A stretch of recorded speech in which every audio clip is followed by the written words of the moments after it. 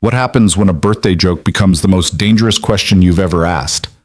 When Elena Ward, CEO of Crestwell Dynamics, playfully asked her project manager, "Will you marry me?" She expected laughter. What she got instead was a quiet, "What if I say yes?" that would unravel everything: her career, his reputation, and a conspiracy that nearly destroyed them both. This is the story of two people who found love in the wreckage of betrayal, a single father who refused to break, and a woman who risked everything for the truth. Stay until the end and comment your city so I can see how far this story reaches across the world. The fluorescent lights of Crestwell Dynamics hummed their usual monotonous tune on that particular Thursday afternoon in March, casting sterile white light across the executive conference room where Elena Ward stood at the head of the mahogany table. She was 34, sharp as broken glass, and carried herself with the kind of confidence that made grown men straighten their ties when she entered a room. Her navy Armani blazer was tailored to perfection, her dark hair pulled back in a severe bun that somehow made her green eyes even more striking. She'd built this tech consulting empire from a failing startup into a $200 million enterprise in just 7 years, and everyone in that room knew it. Today was different, though. Today was her birthday, and her executive assistant, Marcus, had insisted on bringing in cupcakes despite her explicit instructions to keep things professional. The 20-person management team sat around the table, pretending to focus on quarterly projections while sneaking glances at the ridiculous pink frosted confections that seemed almost offensive in their cheerfulness. All right, Elena conceded, setting down her laser pointer with exaggerated reluctance. 5 minutes for this nonsense, then we're back to the Riverside merger. The team erupted in applause and laughter. Someone, probably Jennifer from marketing, had brought champagne, actual champagne, in the middle of a Thursday work meeting. Elena felt her professional facade cracking into something resembling amusement. As the impromptu celebration unfolded around her, Elena's gaze drifted, as it often did these days, to the far end of the table where Mason Reed sat. He was 37, though you'd never guess it from the perpetual weariness in his gray eyes. Tall, broad-shouldered, with the kind of quiet presence that made people forget he was in the room until he spoke. His white button-down was wrinkled at the elbows, his tie slightly loosened, the universal uniform of someone who'd been at work since 6 a.m. and would probably stay until 7. Mason was her mystery.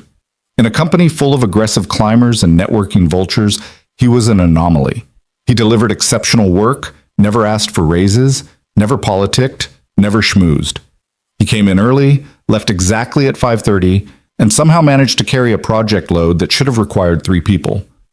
Elena had promoted him to senior project manager 8 months ago, and he'd accepted with the same quiet nod he gave everything else, as if extraordinary achievement was just another Thursday.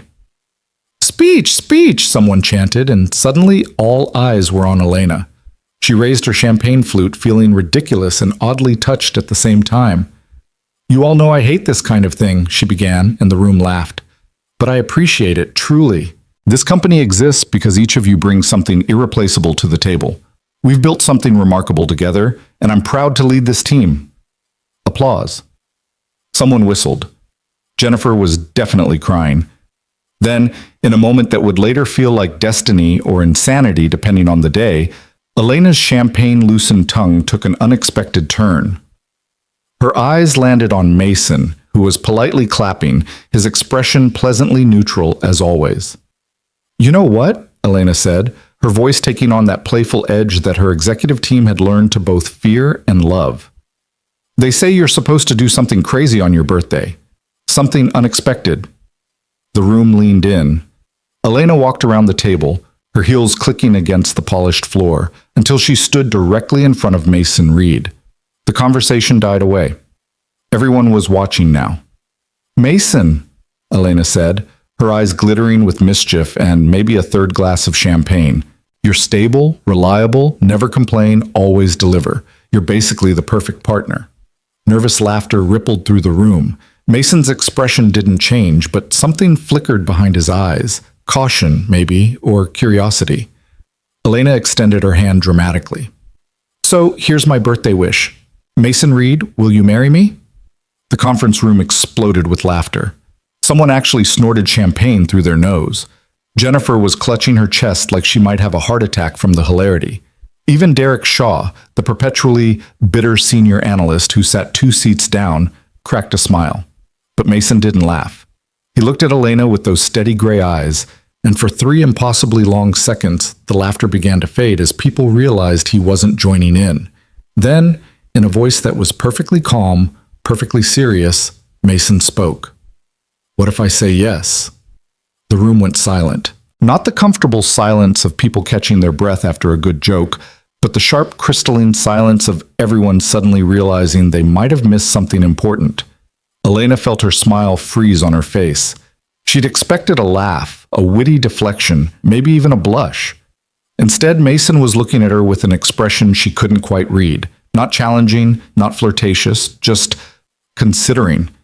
Like she'd asked him about lunch preferences instead of proposing marriage in front of their entire management team. Elena started, then stopped. She'd built a career on never being flustered, on always having the perfect response. But right now, standing in front of Mason Reed with 20 pairs of eyes burning into her back, she had absolutely nothing. Marcus saved her. "Oh my God, Mason, you actually broke the boss. Quick, someone screenshot this for the company newsletter." The tension shattered. Everyone laughed again, louder this time, the kind of laughter that comes from relief more than humor. Someone made a joke about HR violations. Jennifer suggested they register at Williams-Sonoma.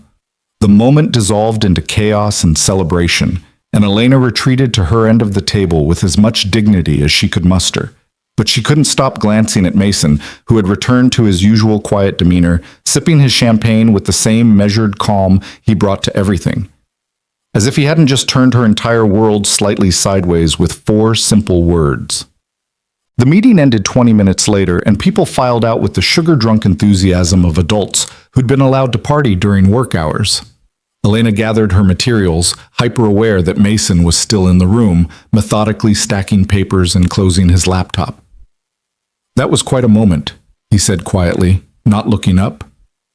Elena felt heat creep up her neck. "I apologize if I made you uncomfortable. It was meant to be funny." "It was funny," Mason replied, finally meeting her eyes. "The question is, did you mean it to be only funny?" Elena's breath caught. This was dangerous territory. Mason was an employee. She was his boss. There were rules, policies, professional boundaries that she'd never even considered crossing in 7 years of running this company. "Of course I did," she said, but her voice lacked its usual conviction. Mason nodded slowly, then did something unexpected. He smiled, a real smile that transformed his entire face, erasing years of weariness and revealing someone younger, lighter, almost playful underneath. "Shame," he said simply. "For a second there, I thought I might get lucky." Then he picked up his laptop bag and walked out, leaving Elena standing alone in the conference room, heart pounding, mind racing, and utterly unsure of what had just happened. Over the next 2 weeks, Elena tried to forget the incident. She buried herself in work, which wasn't difficult.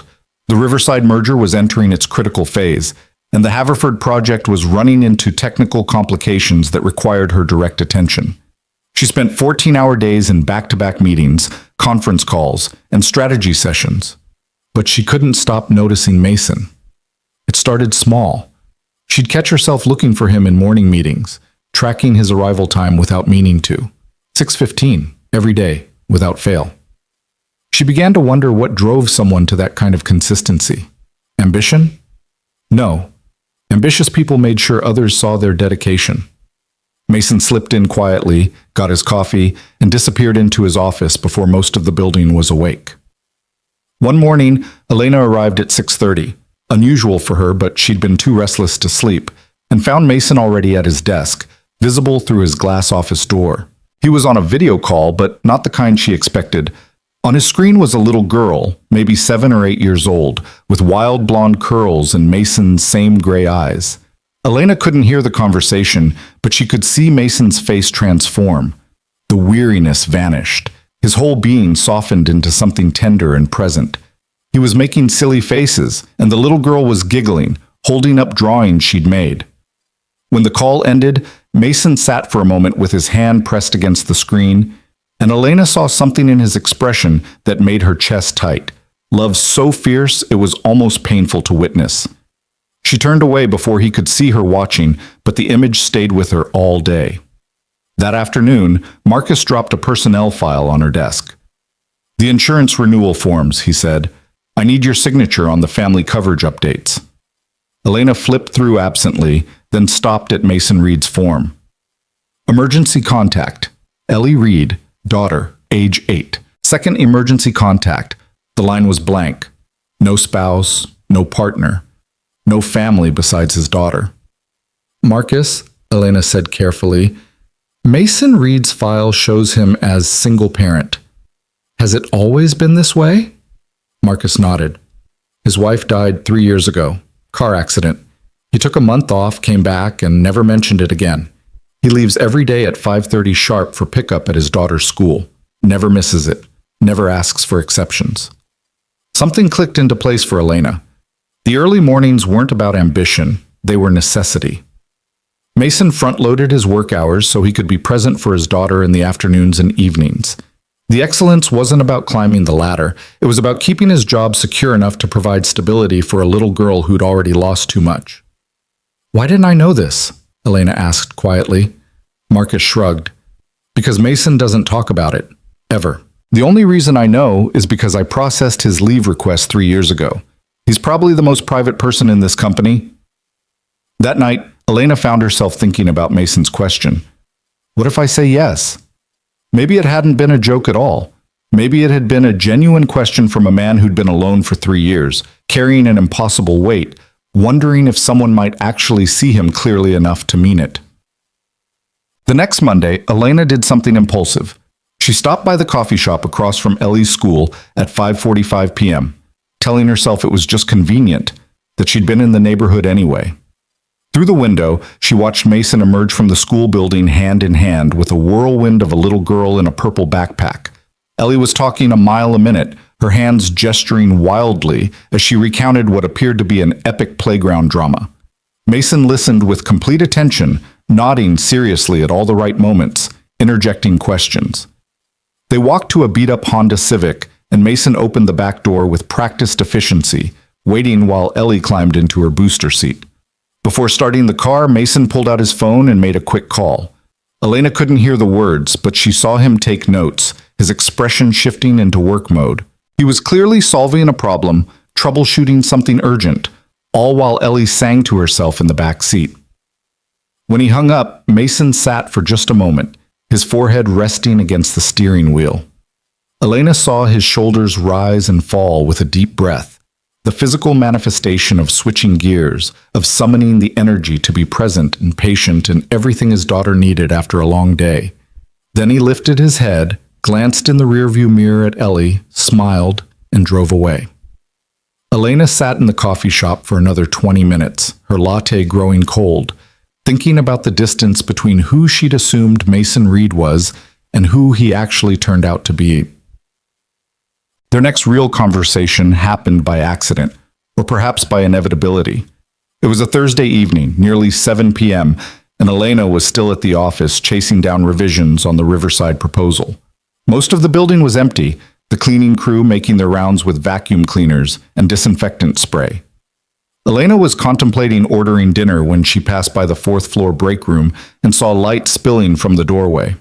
Mason was there, leaning against the counter, staring at the ancient microwave as it reheated something that smelled like chicken nuggets and disappointment. He looked exhausted, not the normal end-of-day tired, but the bone-deep weariness of someone running on empty. "Late night?" Elena asked from the doorway.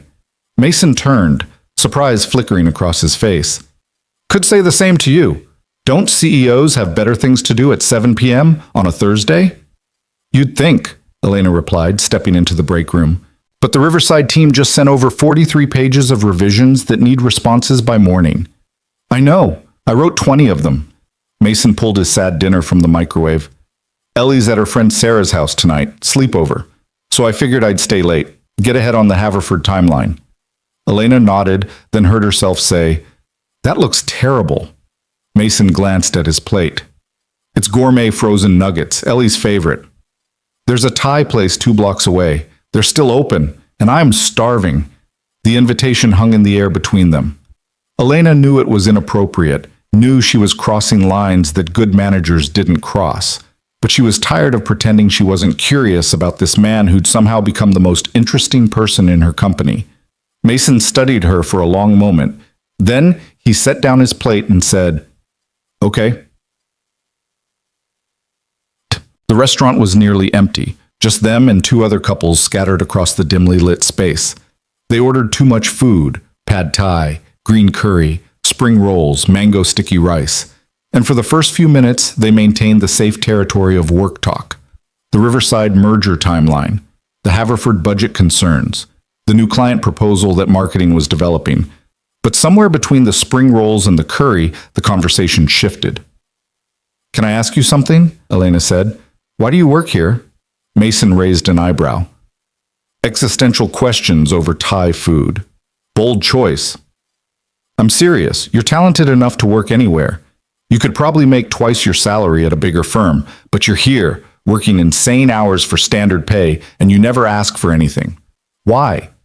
Mason set down his chopsticks. For a moment, Elena thought he might deflect, give her the polite non-answer he probably gave everyone.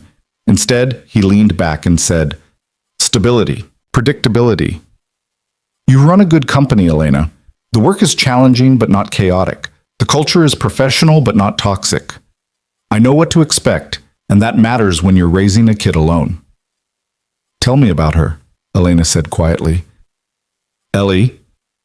Something in Mason's expression softened. "She's 8, obsessed with dinosaurs and refuses to wear anything that isn't purple.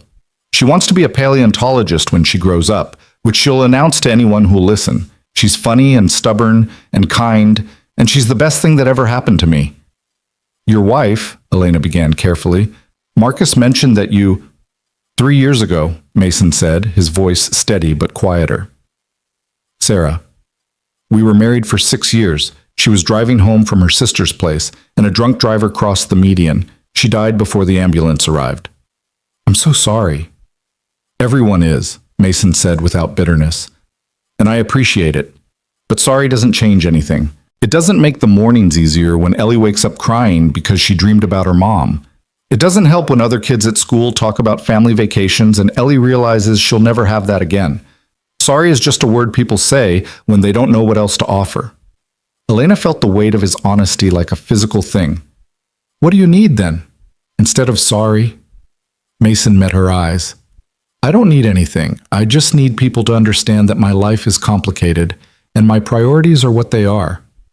I can't stay late most nights. I can't do client dinners or networking events. I can't be the guy who goes above and beyond for the sake of appearances. But I will deliver excellent work, and I will be absolutely reliable within the boundaries I've set." "You are," Elena said. "You're probably the most reliable person in the company." "Then why are you curious about me?" Mason asked, and there was something almost challenging in his tone. "You've been watching me for 2 weeks, ever since that birthday thing. Why?" Elena felt her pulse quicken. "Because you're an enigma. Everyone else in that company, I understand their motivations. I know what drives them, what they want, how they operate. But you're competent and distant and totally self-contained. And that joke I made, except it wasn't entirely a joke, was it?" "Wasn't it?" Mason countered. "No," Elena admitted, surprising herself with the honesty. "I think part of me was testing something, seeing if you'd react, if there was anything underneath that perfect professional exterior." Mason leaned forward, and Elena was suddenly aware of how close they were across the small table. "And what did you find?" "That you're lonely," Elena said softly. "Just like I am. And that maybe we're both pretending to be fine when we're barely holding it together." For a long moment, Mason didn't speak. Then he said, "I can't do complicated, Elena. My life is already complicated enough. I'm not asking you to." "Aren't you?" Elena didn't have an answer for that. They finished their meal in quieter conversation, the intensity of the moment passing into something gentler. When Mason insisted on paying, "You got the last quarterly bonus wrong, you owe me," Elena laughed, and it felt good. Outside the restaurant, they stood in the cooling night air, and Elena felt the evening coming to an end with something like regret. This was nice, Mason said. Unexpected, but nice. We should do it again, Elena replied, then caught herself. I mean, not as a... I just meant... I know what you meant, Mason said, and that small smile appeared again. And yes, we should. He walked her to her car, waited while she unlocked it, then stepped back with a small wave. Elena drove home with her mind spinning, replaying every word, every glance, every moment of connection. She was in trouble, deep trouble, and the worst part was, she couldn't bring herself to care. Over the next 3 weeks, Elena and Mason fell into a pattern that both of them pretended was casual. Coffee meetings that ran long, late-night strategy sessions that somehow turned into philosophical debates, text exchanges about work that detoured into personal territory. Mason told her about Ellie's obsession with a YouTube channel about dinosaur facts, and how he'd had to learn the difference between a Brachiosaurus and a Brontosaurus to keep up with her expertise. Elena shared her anxieties about the Riverside merger, the pressure from the board, the constant fear that one wrong move would topple everything she'd built.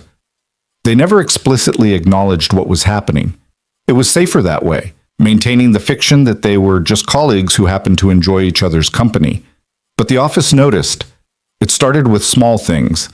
Jennifer from marketing making knowing comments about how much time Elena spent consulting with Mason.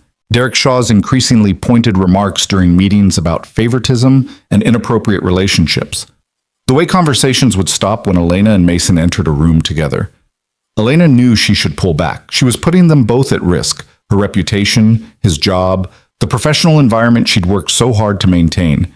But every time she resolved to create distance, Mason would look at her with those steady gray eyes, or make a dry observation that only she seemed to find funny, and her resolve would crumble. Then came the day that changed everything.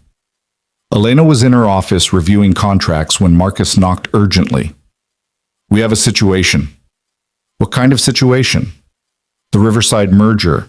Someone leaked our proposal to their competitor. The whole strategy, the pricing structure, everything. It hit their inbox this morning." Elena's blood went cold. "How?" "It is tracking it now, but Elena..." Marcus hesitated. "The leak came from inside. Someone with access to the confidential files sent it directly." "Who has access?" "Senior management. About 15 people." Marcus paused. "Including Mason Reed." Elena felt the floor tilt beneath her. "No, absolutely not. Mason wouldn't... I'm just telling you what IT found. I'm not making accusations." But Marcus's expression said otherwise. By noon, the whispers had started. By 2 p.m., Derek Shaw was in her office with what he called concerns. By 4 p.m., the board had called an emergency meeting for first thing Monday morning. And Mason arrived at her office at 4:30, his face pale. "They think I did it," he said without preamble. "Did you?" The hurt in his eyes nearly broke her. "No. But someone set it up to look like I did. Elena, I got an email 2 days ago with what I thought was an updated version of the Riverside file. I opened it, scanned it, filed it. I didn't send it anywhere. I didn't share it with anyone. But now IT says that email came from an external source, and opening it triggered some kind of forwarding protocol. You were hacked? Or framed? I don't know. But I need you to believe me." Elena wanted to. God, she wanted to.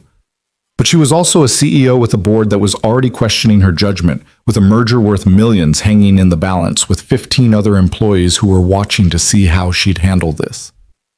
"I believe you," she said quietly, "but I don't know if that matters." Mason's expression shuddered. "I see." "Mason, wait." But he was already walking out, and Elena knew, she knew, that something fundamental had just broken between them. The emergency board meeting on Monday morning was brutal. The facts were damning. Mason had accessed the confidential file 2 days before it was leaked. His computer showed the forwarding activity. The recipient was a known contact at Riverside's competitor, and when questioned, Mason couldn't provide any evidence that he'd been set up beyond his word. "Terminate him," board member Richard Thornton said flatly. "Immediately. This is exactly the kind of liability we can't afford." "We should investigate further," Elena countered. This doesn't match his pattern. Mason Reed has been with this company for 4 years with an impeccable record. He's never shown any indication of what? Thornton interrupted. Of being disloyal? Elena, forgive me, but we've all noticed your friendship with Mr. Reed. Are you sure your judgment isn't compromised here? Elena felt ice slide down her spine. My personal feelings have nothing to do with this. Don't they? This was Margaret Chen, another board member. Because from where we're sitting, it looks like you've been spending quite a bit of time with the man we're now investigating. Late-night dinners, coffee meetings, private consultations. If there's something going on between you two, it opens us up to liability on multiple fronts. There is nothing going on, Elena said, hating how defensive she sounded. Mason Reed is a valued employee who I believe is innocent.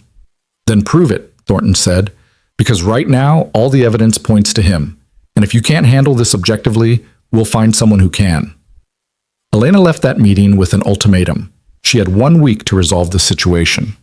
Either clear Mason's name with concrete evidence or terminate him and launch a formal investigation. If she failed to do either, the board would vote on her removal as CEO. She'd built this company from nothing. 7 years of sleepless nights, impossible risks, sacrificing every personal relationship for the sake of growth. And now it was all at risk because she'd been careless enough to care about someone. But even as she thought it, Elena knew that wasn't fair. She didn't regret knowing Mason. She regretted that the world was structured in a way that made their connection dangerous. That afternoon, Elena called Mason to her office. The gossip mill was already churning. Everyone knew something was happening, even if they didn't know exactly what. Mason entered looking exhausted but composed. I'm assuming this isn't good news. The board wants you terminated, Elena said directly. I bought us a week. Either I clear your name or I have to let you go. Or they remove you, Mason said, reading between the lines. That's not your concern. Isn't it? Mason moved closer. Elena, this is your company. Your life's work. Don't sacrifice it for me.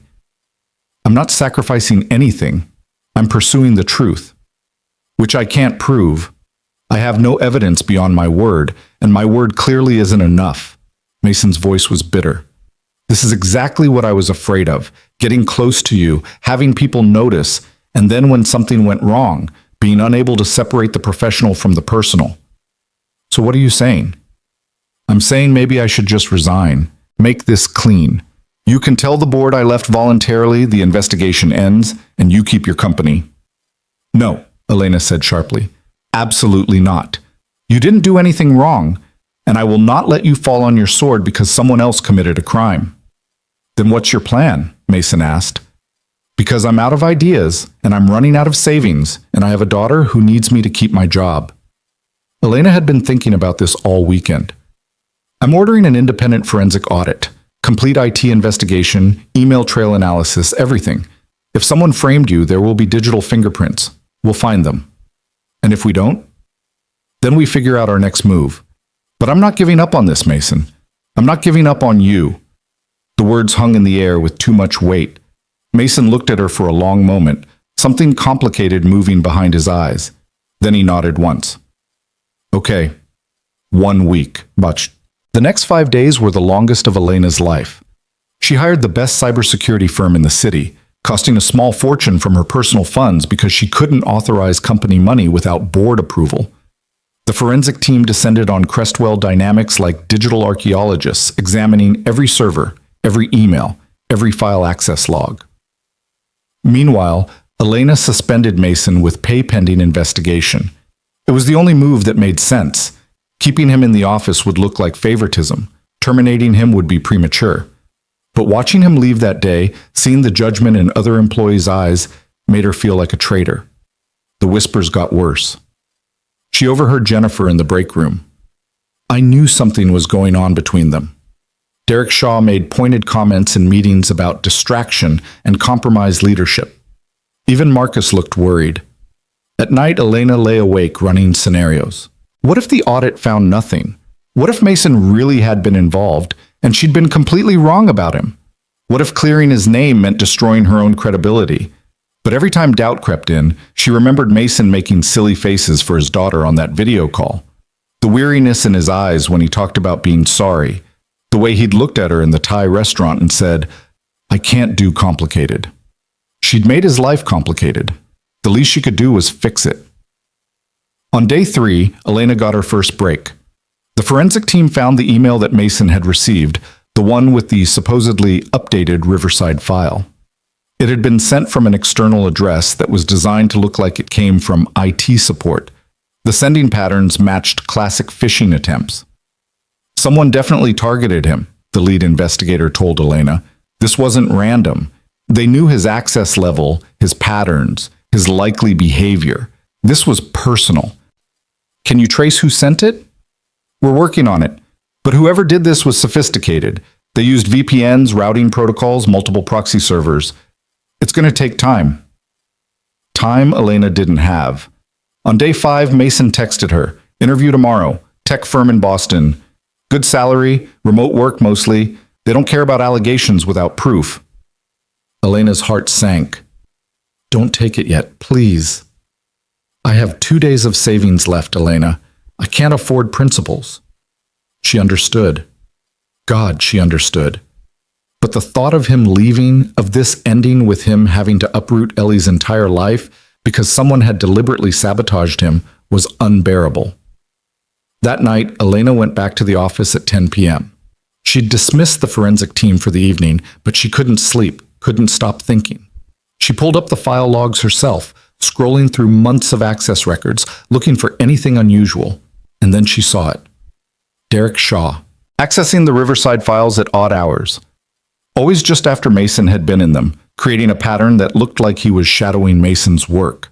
And 3 weeks ago, 2 days before the phishing email was sent to Mason, Derek had accessed the external vendor database, the same database that contained email formats and IT protocols. Elena's hands shook as she pulled up Derek's financial records, the ones she had access to as CEO for compliance purposes. Large deposits, 6 of them over the past year, each around $15,000, all from a shell company she didn't recognize. She called the forensic team leader at 11 p.m. "I need you back here. Now. I think I found something." The final piece fell into place at 3 a.m. on day 6. Derek Shaw had been embezzling company funds for 18 months through fraudulent vendor contracts. Small amounts, carefully hidden, routed through shell companies he controlled.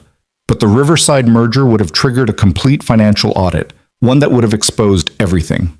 So Derek had created a distraction. Frame Mason Reed for leaking confidential information, cause chaos, derail the merger, buy time to cover his tracks. He'd known about Elena's growing friendship with Mason, everyone had, and calculated that she'd either sacrifice Mason to save the company or defend him and lose credibility. Either way, Derek wins. What Derek hadn't counted on was Elena refusing to play his game, or spending her own money on an investigation, or being angry enough to dig until she found the truth. By dawn, Elena had a complete dossier. The forensic evidence, the financial records, the digital trail linking Derek to both the embezzlement and the frame job. It was ironclad, documented, undeniable. She called an emergency company meeting for 9 a.m. All staff, mandatory attendance. Then she called Mason. "Come to the office," she said when he answered, his voice groggy with sleep. "Don't go to that interview. Just trust me." "Elena, please, one more day. That's all I'm asking."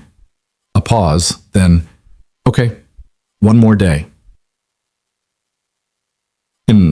At 9 a.m. on day 7, Elena stood in front of her entire company. 163 employees crammed into the main conference hall. She saw Mason slip in at the back, his expression guarded. Derek Shaw sat in the 3rd row, looking supremely confident. "Thank you all for coming," Elena began, her voice steady despite her exhaustion. "I know there have been a lot of rumors about what happened with the Riverside merger leak. Today, I'm here to set the record straight." She pulled up the presentation she'd prepared.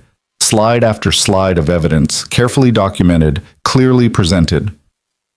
Mason Reed was framed. The leak was orchestrated by someone in this company who had both the access and the motive to sabotage our operations. That person is Derek Shaw. The room erupted. Derek jumped to his feet, his face red. This is insane. You're protecting him because you're sleeping with him.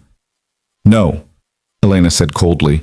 I'm exposing you because you committed fraud, embezzlement, and corporate espionage. And I have 18 months of documentation to prove it. She detailed everything. The fake vendor contracts, the shell companies, the phishing scheme, the financial deposits. With each revelation, Derek's face went from red to pale. People started moving away from him in their seats as if guilt might be contagious. Security is contacting the police as we speak, Elena continued. Derek Shaw is terminated effective immediately and will be facing criminal charges. And Mason Reed, she found him in the crowd, his expression stunned. Mason Reed is cleared of all wrongdoing, reinstated to his position with full back pay, and will receive a formal apology from both me and the board. The room was silent for a heartbeat. Then someone started clapping. Jennifer, of all people. Then Marcus joined in. Then everyone. The applause building until the entire company was standing, and Derek Shaw was being escorted out by security, and Elena felt 3 years' worth of tension finally released from her shoulders. After the meeting, after the chaos of police statements and board calls and damage control, Elena found herself alone in her office at nearly 7 p.m. She was exhausted, emotionally wrung out, barely holding together. Then Mason knocked on her door.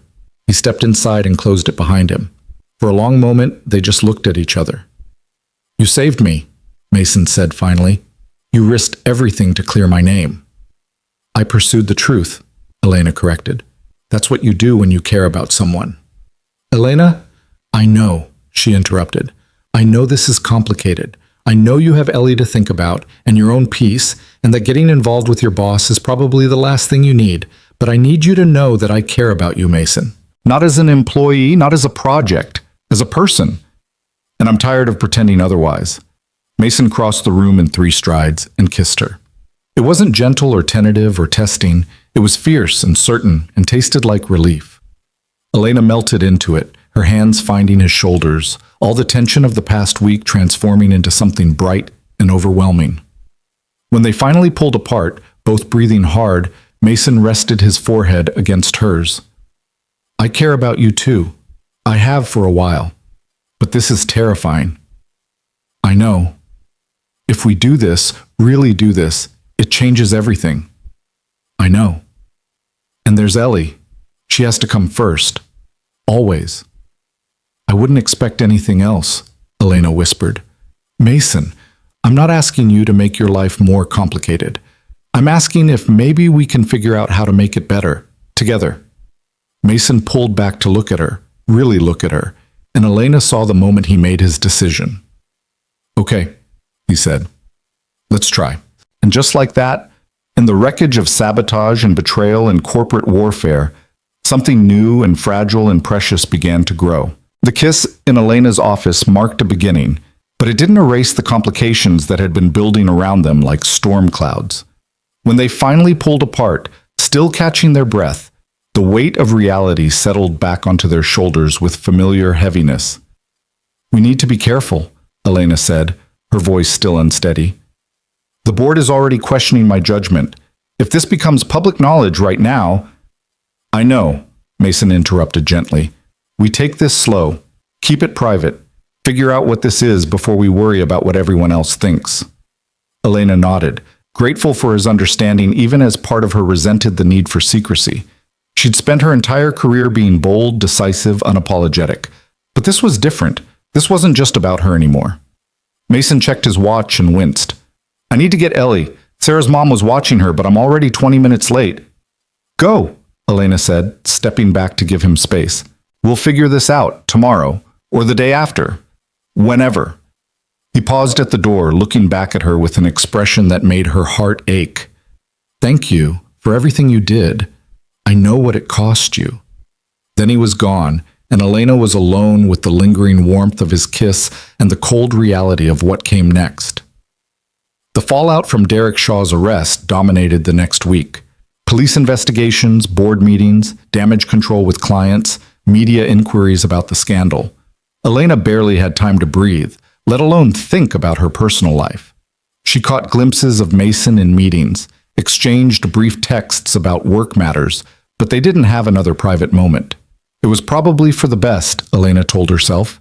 They both needed space to process what had happened, to figure out if that kiss had been genuine connection or just the adrenaline rush of survival. But late at night, alone in her apartment with a glass of wine she was too tired to drink, Elena replayed that moment in her office over and over. The certainty in Mason's eyes, the way he'd crossed the room like he'd been waiting for permission, the feeling of finally being seen by someone who understood the weight she carried.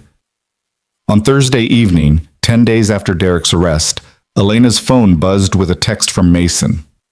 Ellie wants to meet you, properly, not just a glimpse in a coffee shop window. Elena's heart jumped into her throat. She typed and deleted 3 responses before settling on, "Are you sure that's a good idea?" "No," Mason replied, "but she keeps asking about the pretty lady who helped Daddy, and I'm tired of lying to her about things that matter." They agreed on Saturday afternoon at a park near Mason's apartment. Neutral territory, Elena thought. Low pressure. If it went badly, they could part ways without making it weird. She changed outfits 4 times that morning, finally settling on jeans and a casual sweater that hopefully said approachable adult rather than terrifying CEO. She arrived at the park 15 minutes early and spent that time sitting on a bench, watching other families, wondering what she was doing. She'd never wanted children, had always been clear about that in past relationships. Her career had been her baby, Crestwell Dynamics her legacy. The idea of being responsible for another human life had always felt like too much, too complicated, too likely to end in failure. But that was before Mason. Before she understood that loving someone meant caring about the people they loved too. "She's nervous," Mason's voice came from behind her. "Fair warning." Elena turned to see him approaching with Ellie, who was indeed dressed head to toe in purple as advertised. The little girl had Mason's gray eyes and a determined set to her chin that suggested she'd inherited his stubbornness. "Hi," Elena said, keeping her voice gentle. "I'm Elena." Ellie studied her with the unnerving directness of children who haven't learned to hide their thoughts yet. "You're the one who made the bad man go away." "I helped," Elena corrected. "Your dad did a lot of the work, too." "Daddy says you're very smart and also very brave." Ellie tilted her head. "Are you his girlfriend?" Mason made a choking sound. Elena felt heat creep up her neck. "That's complicated." "That means yes," Ellie announced with the confidence of someone who'd cracked a code. "Sarah's mom says when adults say it's complicated, it means yes, but they don't want to admit it." "Sarah's mom sounds very wise," Elena managed, trying not to laugh. They walked through the park together, Ellie chattering about her dinosaur obsession, pointing out every dog they passed and providing detailed assessments of their breeds. Mason hung back slightly, letting Elena and his daughter find their rhythm, intervening only when Ellie's enthusiasm threatened to overwhelm. At the playground, Ellie demanded that Elena push her on the swings. "Daddy always pushes too high, and it makes my tummy feel weird." "I do not," Mason protested, but he was smiling. Elena pushed the swing in careful arcs, listening to Ellie's giggles, and felt something inside her chest crack open. She'd spent so long focused on achievement, on building and winning and proving herself, that she'd forgotten what simple joy felt like, being present in a moment without agenda or strategy. After an hour, Ellie announced she was hungry, and they relocated to a nearby diner that apparently served the world's best grilled cheese, according to 8-year-old standards. Elena sat across from Mason and Ellie in a cracked vinyl booth, eating mediocre fries and watching father and daughter bicker good-naturedly about whether dinosaurs could have survived the modern climate, and thought, this is what people mean when they talk about happiness. When Ellie excused herself to the bathroom, Mason reached across the table and squeezed Elena's hand. "Thank you for this. For trying." "She's wonderful," Elena said honestly.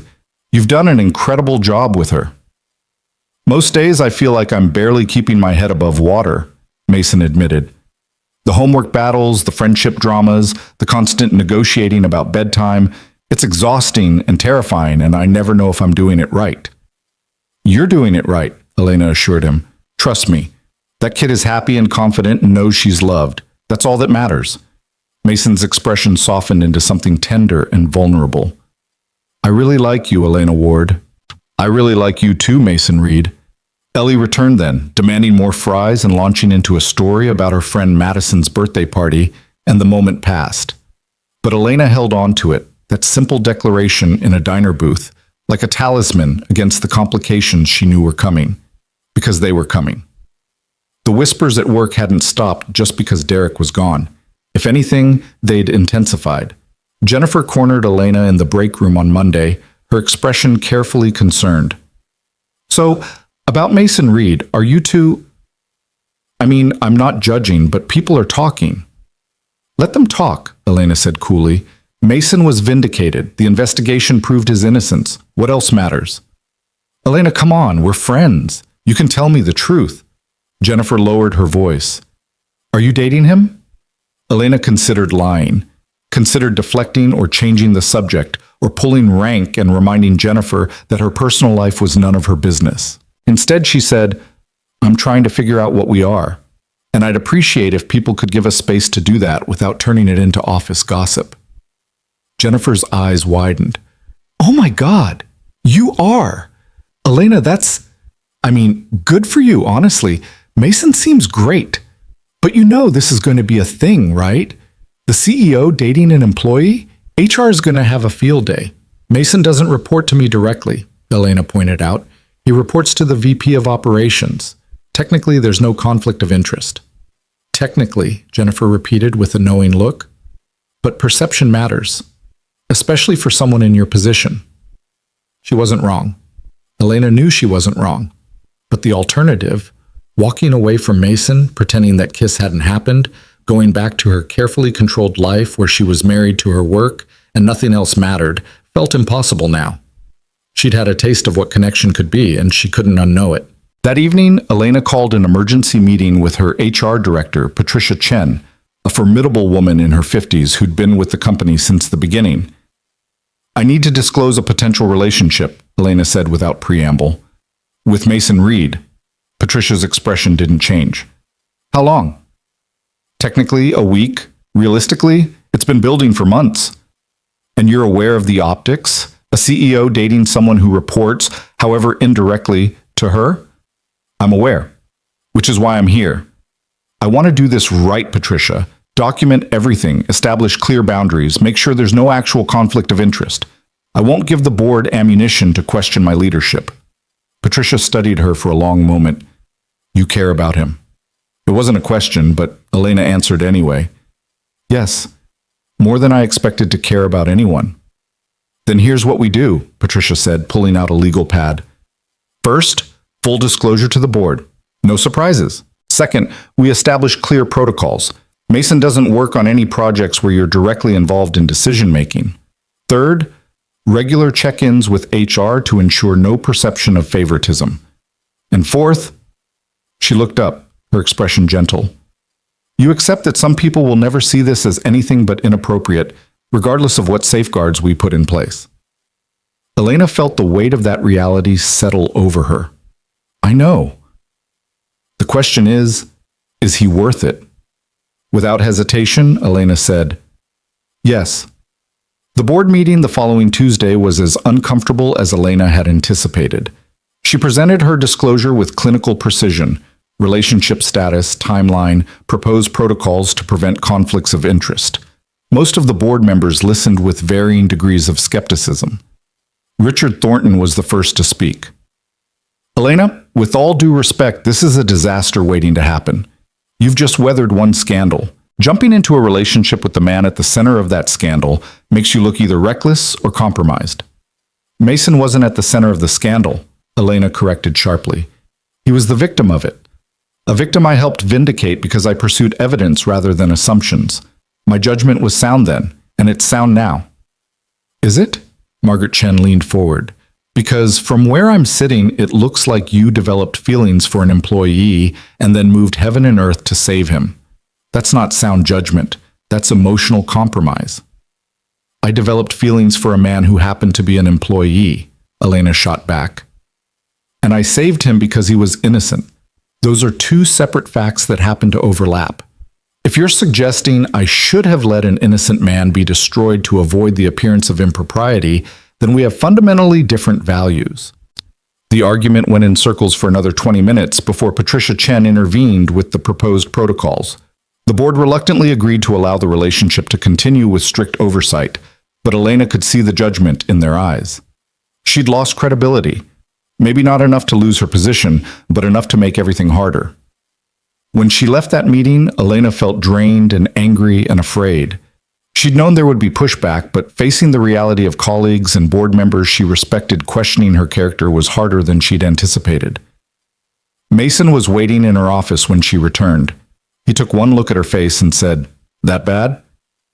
"They think I'm compromised, that I can't separate my personal feelings from professional judgment." Elena collapsed into her chair. "Maybe they're right." "They're not," Mason said firmly. "You cleared me because the evidence cleared me. If anything, you went harder on the investigation because you were worried about bias. That's not compromise. That's integrity." "Tell that to Richard Thornton." Mason came around the desk and pulled her into a hug. Elena let herself lean into him, breathing in his familiar scent of coffee and detergent and something uniquely Mason. "We can stop this," he said quietly. "If it's going to destroy what you've built, we can walk away. Go back to being colleagues." Elena pulled back to look at him. "Is that what you want?" "God, no. But I don't want to be the reason you lose everything either." "You're not," Elena said. "They are. The people who can't see past their own narrow definitions of appropriate. The people who think I can't possibly make good decisions and also have feelings. Screw them." A small smile tugged at Mason's mouth. "That's the Elena Ward I know." They kissed then, slow and deliberate, a reaffirmation of the choice they were making despite the cost. When they finally separated, Elena felt steadier, more certain. "We do this right," she said. "We follow every protocol, we're transparent about everything, and we don't give them any ammunition. But we don't hide either. I'm done apologizing for caring about you." "Okay," Mason agreed. "But Elena, we need to be smart. The board is watching for any excuse. If we screw this up, they'll crucify both of us." He was right, of course, which made what happened next so much worse. It started innocently enough. Mason's team was leading the development of a new client proposal for a major tech company, and the pitch meeting was scheduled for 3 weeks out. It was important work, high stakes, but nothing unusual. Elena wasn't directly involved. She'd established clear boundaries about Mason's projects to avoid any appearance of favoritism. But then the VP of operations got pneumonia and was out for 2 weeks, and Mason's proposal needed executive sign-off before it could proceed. And Elena, as CEO, was the logical person to provide that approval. She knew it looked bad. Knew people would talk. But the work was solid, exceptional, actually, and delaying it would mean losing the client. So Elena reviewed the proposal, made some strategic suggestions, and approved it for presentation. Within hours, the gossip network had exploded. "Did you hear Elena fast-tracked Mason's project? She's giving him special treatment." "This is exactly what we were worried about." Jennifer approached Elena that afternoon, looking uncomfortable. "Boss, I need to tell you something. There's a petition circulating. Some of the senior staff are threatening to go to the board if they think you're showing favoritism toward Mason." Elena felt cold fury wash through her. "Based on what evidence?" "The proposal approval. The fact that you overrode some concerns from the technical team." "I didn't override concerns. I asked for clarifications which were provided and then made a decision based on merit. That's literally my job." "I know," Jennifer said quickly.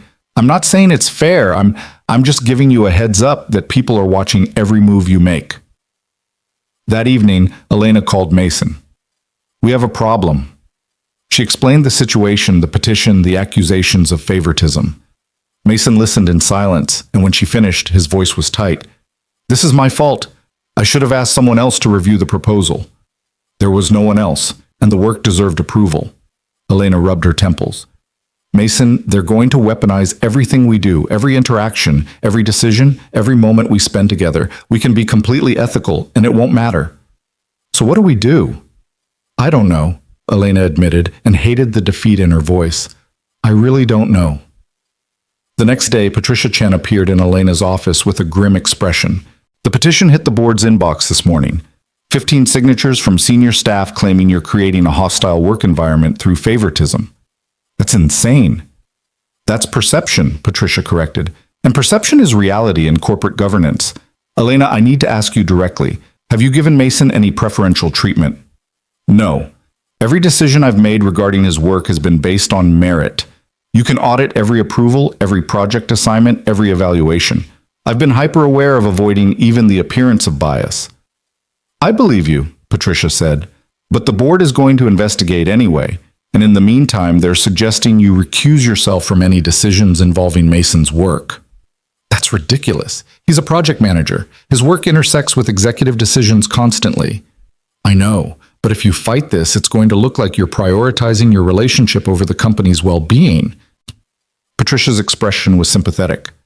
Elena, you're in an impossible position. Either you distance yourself from Mason professionally, which undermines him and feeds the perception that he needs your protection, or you maintain normal professional interactions and get accused of favoritism. Elena wanted to scream, wanted to rage against the unfairness of a system that scrutinized her every move while male executives dated employees with impunity, wanted to demand why her competence was constantly questioned while mediocre men were given endless benefit of the doubt. Instead, she said, set up the investigation, full audit of every decision I've made regarding Mason since we started, whatever this is. I want everything documented and transparent. And Mason? I'll talk to him. That conversation happened in Elena's car in the parking garage after work, both of them too exhausted and paranoid for privacy anywhere else. They're auditing every decision I've made about you, Elena said without preamble, looking for evidence of favoritism. Mason's jaw tightened. They won't find any.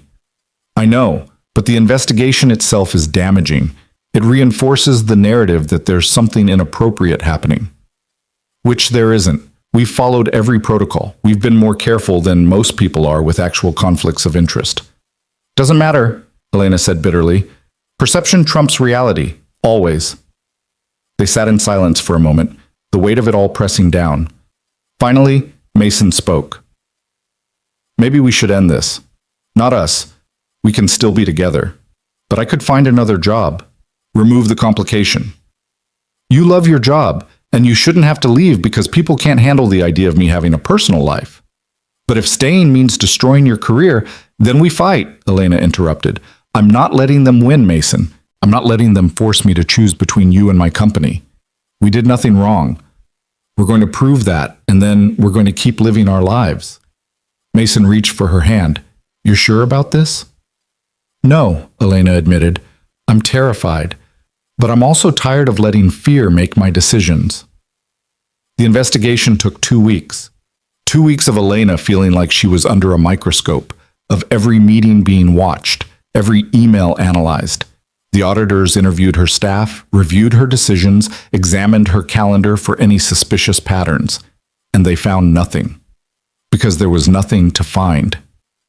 The final report concluded that Elena Ward had maintained appropriate professional boundaries, made decisions based on merit, and shown no evidence of favoritism toward Mason Reed. If anything, she'd been harder on his work than others, possibly overcompensating to avoid any appearance of bias. Elena should have felt vindicated. Instead, she felt exhausted and cynical. Because she knew the report wouldn't change minds. The people who wanted to believe she was compromised would continue believing it. The board would continue watching her every move, and she and Mason would have to navigate a minefield of perception for as long as they stayed together. At least we survived, Mason said when she told him the results. They were at his apartment, their first real privacy in weeks, and Ellie was at a sleepover. That counts for something.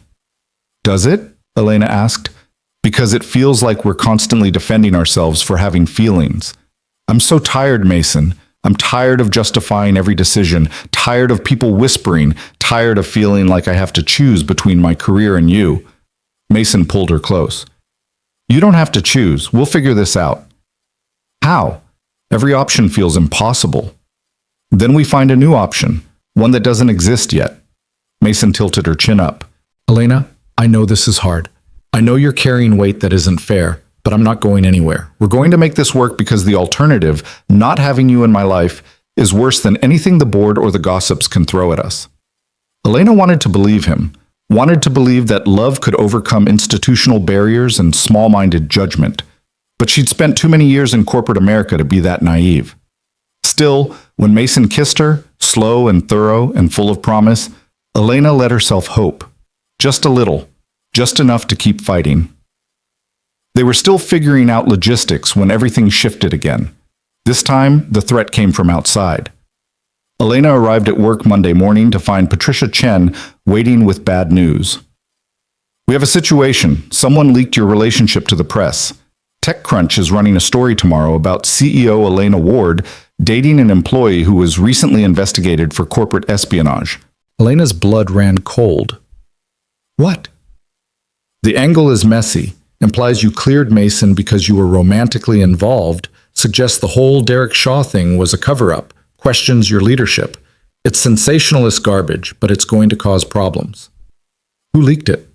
"We don't know, but it had to be someone internal with knowledge of both the investigation and your relationship." Elena's mind raced through possibilities. Someone still loyal to Derek? A disgruntled employee? A board member trying to force her out? The list of suspects was depressingly long. "Get ahead of it," she told Patricia. "I'll make a statement, transparent, honest, showing we have nothing to hide." "Elena, are you sure?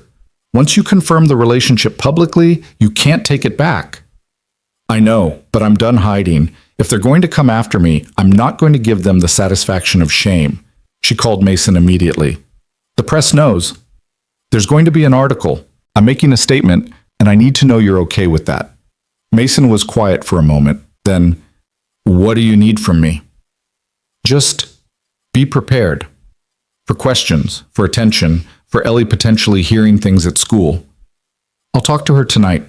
Explain that sometimes people say mean things about people they don't understand." Mason paused. "Elena, I'm with you. Whatever you need to do, I support it." Elena felt something in her chest unknot slightly. "Thank you." That afternoon, Elena released a statement through the company's PR firm. Brief, professional, acknowledging the relationship while emphasizing the protocols in place to prevent conflicts of interest. She cited the investigation results, the established boundaries, the complete transparency she'd maintained throughout. The article ran the next day anyway. It was as bad as Patricia had predicted, heavily implying impropriety, using loaded language, painting Elena as either corrupt or foolish. The comments section was worse. Strangers weighing in on her choices, her character, her relationship. Some supportive, most critical, all invasive. By noon, Elena's email was flooded with media requests. By 2 p.m., the board had called another emergency meeting. By 4 p.m., Elena was standing in front of Richard Thornton, being told that her relationship with Mason Reed had become a liability the company could no longer afford. "You need to end it," Thornton said flatly, "or we'll have no choice but to ask for your resignation." Elena felt the room tilt. "You're giving me an ultimatum? Choose between my personal life and my job?" "We're asking you to consider what's best for the company you built. This scandal is damaging our reputation, affecting client relationships, creating internal division. If you truly care about Crestwell Dynamics, you'll do what's necessary." "What's necessary is supporting your CEO rather than throwing her under the bus for having a relationship," Elena shot back. "I've done nothing wrong. Neither has Mason. And if you can't see that, then maybe I'm not the problem here." The meeting ended badly, with Elena refusing to agree to their demands and the board threatening to vote on her removal. As she walked back to her office, Elena felt something crystallize inside her, a clarity she hadn't had before. She'd spent 7 years building Crestwell Dynamics, had sacrificed relationships, health, personal happiness in service of growth, had poured everything she had into making this company successful. And now they wanted her to sacrifice more, to give up the first real connection she'd had in years because it made them uncomfortable. Maybe it was time to stop sacrificing. That evening, Elena drove to Mason's apartment unannounced. He opened the door looking concerned. "I saw the article. Are you okay?" "No," Elena said honestly. "The board wants me to end our relationship or resign." Mason's face went pale. "Then we end it." "Elena, I'm not letting you lose your company over me." "What if I want to?" "Want to what?" "Lose it. Walk away. Build something new." Elena stepped inside, her mind racing with possibilities she'd never allowed herself to consider. "Mason, I've been thinking. Crestwell Dynamics was my life because I had nothing else. But now I have you and Ellie, and the possibility of something that matters more than quarterly earnings and board approval. Elena, you're not thinking clearly. I'm thinking more clearly than I have in years, she interrupted. They're never going to accept this. The board, the gossips, the people who think I should apologize for being human. I can keep fighting them, keep proving myself over and over, keep living in fear that one wrong move will destroy everything, or I can choose differently. Mason stared at her. What are you saying? I'm saying maybe it's time to step away. Not forever, just long enough to figure out what I really want. I have savings, I have reputation, I could consult or start something new, or just take time to breathe for the first time in a decade. Elena moved closer. I'm saying that you and Ellie matter more to me than a corner office and a title. You don't mean that. I do, Elena said, and realized with stunning clarity that it was true. I really do. They stood facing each other in Mason's small living room, and Elena felt the future stretching out before them. Uncertain, yes, but also full of possibility. For the first time since that birthday joke in the conference room, she wasn't afraid of what came next. Mason caught Elena's hands, his expression torn between hope and terror. Elena, stop. You're talking about walking away from everything you've built because some closed-minded people can't handle the fact that you're in a relationship. That's not a solution. That's letting them win. Maybe letting them win is the same as choosing myself for once, Elena said quietly. Maybe I've been so busy proving I belong in that world that I forgot to ask if I even want to be there anymore. Before Mason could respond, a small voice came from the hallway. Daddy, who's here? They both turned to see Ellie standing in her dinosaur pajamas, rubbing sleep from her eyes. Elena's heart sank. I'm sorry. I didn't know she was home. I thought, Sarah's mom got sick, had to cancel the sleepover. Mason moved toward his daughter. Hey, sweetheart. Elena just stopped by to talk about work stuff. Let's get you back to bed. But Ellie was studying Elena with those unnervingly perceptive gray eyes. You look sad. Did someone make you sad? Elena felt her composure crack slightly. Some people are being unkind, but I'll be okay. Is it because of us? Ellie asked, and the question held more understanding than any 8-year-old should have. Because you like Daddy, and some people think you shouldn't? Mason and Elena exchanged startled looks. Ellie, how do you... I'm not stupid, Ellie said with the indignation of a child tired of being underestimated. I heard you on the phone yesterday talking to Grandma about how people at work were being mean to Elena because she's your girlfriend, and Sarah's mom always talks really loud to her friends. And I heard her say something about that CEO woman dating her employee and how it was inappropriate. She stumbled slightly over the big word, but got it out. Mason looked stricken. Ellie, I'm sorry. You shouldn't have had to hear any of that. But it's true, right? People are being mean to Elena because of us? Ellie's eyes were suddenly shining with tears. That's not fair. She helped us. She made the bad man go away. Why would people be mean to her? Elena felt something inside her chest compress painfully. She knelt down to Ellie's eye level. Sometimes grown-ups have rules about things that don't make a lot of sense, and when someone breaks those rules, even if they're not hurting anyone, other grown-ups get upset. That's what's happening to me. So what are you going to do? Ellie asked. It was such a simple question. Direct, honest, expecting nothing less than the truth. And suddenly, Elena knew with absolute certainty what she had to do. I'm going to fight, Elena said, not with anger or by trying to prove everyone wrong, but by showing them that people can care about each other and still do good work, that I can love your dad and still be good at my job, even if they don't believe it right now. Ellie considered this seriously. That sounds really hard. It is, Elena admitted, but the things worth fighting for usually are. Something in Ellie's expression shifted then, the fear giving way to determination. Then I'll help. I can tell people you're nice and that you make Daddy smile more. That's important data. Despite everything, Elena laughed. Important data? You sound like your dad. She watches too many science documentaries, Mason said, but his voice was thick with emotion. After they got Ellie back to bed, a process that involved 3 glasses of water, 2 bathroom trips, and 1 lengthy negotiation about whether dinosaurs could have been good pets, Mason and Elena finally had their conversation. They sat on his worn couch with mugs of tea neither of them drank, and the weight of impossible decisions pressing down. I meant what I said earlier, Elena started, about being willing to walk away from Crestwell. But Ellie made me realize something. If I run now, I'm teaching her that when things get hard, you give up, that you let bullies win, and that's not the lesson I want to model. So you're staying? Mason asked carefully.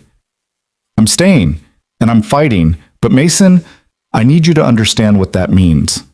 It's going to get worse before it gets better. The press attention, the gossip, the scrutiny. They're going to dig into your life, my life, looking for anything they can weaponize. It's going to be exhausting and invasive and probably painful. Mason was quiet for a long moment. Then he said, My wife died 3 years ago in a car accident. For months afterward, I felt like I was drowning, like the weight of grief and responsibility and just surviving day to day was going to crush me. Everyone kept telling me it would get easier, and I didn't believe them because I couldn't imagine anything ever feeling manageable again. Elena waited, sensing he needed to work through this at his own pace. But then, one morning, I woke up and realized Ellie was laughing at something on TV, and I could hear that sound without it hurting. And I thought, okay, maybe this is how healing works. Not some dramatic transformation, just small moments of being okay accumulating until you have more okay days than terrible ones. Mason turned to face her fully. What I'm saying is, I know about hard things. I know about pushing through when everything feels impossible. And if you're willing to fight for this, for us, then so am I. Elena felt tears prick her eyes. Even if it means more scrutiny, more people making assumptions about you? Even then. Because Elena, you stood in front of your entire company and cleared my name when it would have been easier to let me burn. You risked your reputation for me. The least I can do is stand beside you while you fight for both of us. They kissed then, soft and salt-flavored from tears neither of them had realized they were crying. And in that moment, Elena felt something shift. Not the naive belief that love conquered all, but the stronger conviction that choosing to fight together was its own kind of victory. The next morning, Elena walked into the board meeting with her head high and a plan. She'd spent half the night drafting it, refining it, preparing for every objection. Patricia Chen sat beside her, having reviewed everything and given her reluctant approval. Thank you for meeting on short notice, Elena began, her voice steady. I know you've asked me to choose between my position and my relationship with Mason Reed. I'm here to present a third option. Richard Thornton looked skeptical. Elena, we've been very clear, and I've heard you, but I'm not resigning, and I'm not ending my relationship. Instead, I'm proposing a comprehensive ethics framework that will govern not just my conduct, but the conduct of all executives in similar situations moving forward. She pulled up her presentation, walking them through the proposal. Mandatory disclosure of all relationships between employees at different levels. Recusal protocols for any decisions that could be perceived as conflicts of interest. Quarterly ethics audits. Third-party oversight for situations where bias might be a factor. And significantly, the establishment of clear professional boundaries that would move Mason's reporting structure further away from Elena's direct influence. Mason Reed will be transferred to a newly created role in our satellite office, Elena explained. He'll report directly to the Chief Operations Officer with no interaction with me in his evaluation or compensation decisions. We'll maintain complete transparency about our relationship while ensuring zero possibility of favoritism. Margaret Chen spoke up. And you think this addresses the perception problem? Elena, people will still talk. They'll still assume you're showing preference. Probably, Elena agreed, but that's their problem, not ours. We can't control what people assume. We can only control our actions. And if our actions are beyond reproach, if we maintain the highest ethical standards, if we're more transparent than anyone else in this building, then eventually the facts will speak louder than the gossip. That's an awfully optimistic view, Thornton said dryly. Maybe. But consider the alternative. If you force me to choose between my personal life and my professional one, you're establishing a precedent that says leaders can't have relationships, that we're supposed to be these perfectly isolated figures who never connect with anyone in our professional orbit. That's not just unrealistic. It's cruel. And it's discriminatory, because you know as well as I do that male CEOs date employees all the time without facing this level of scrutiny.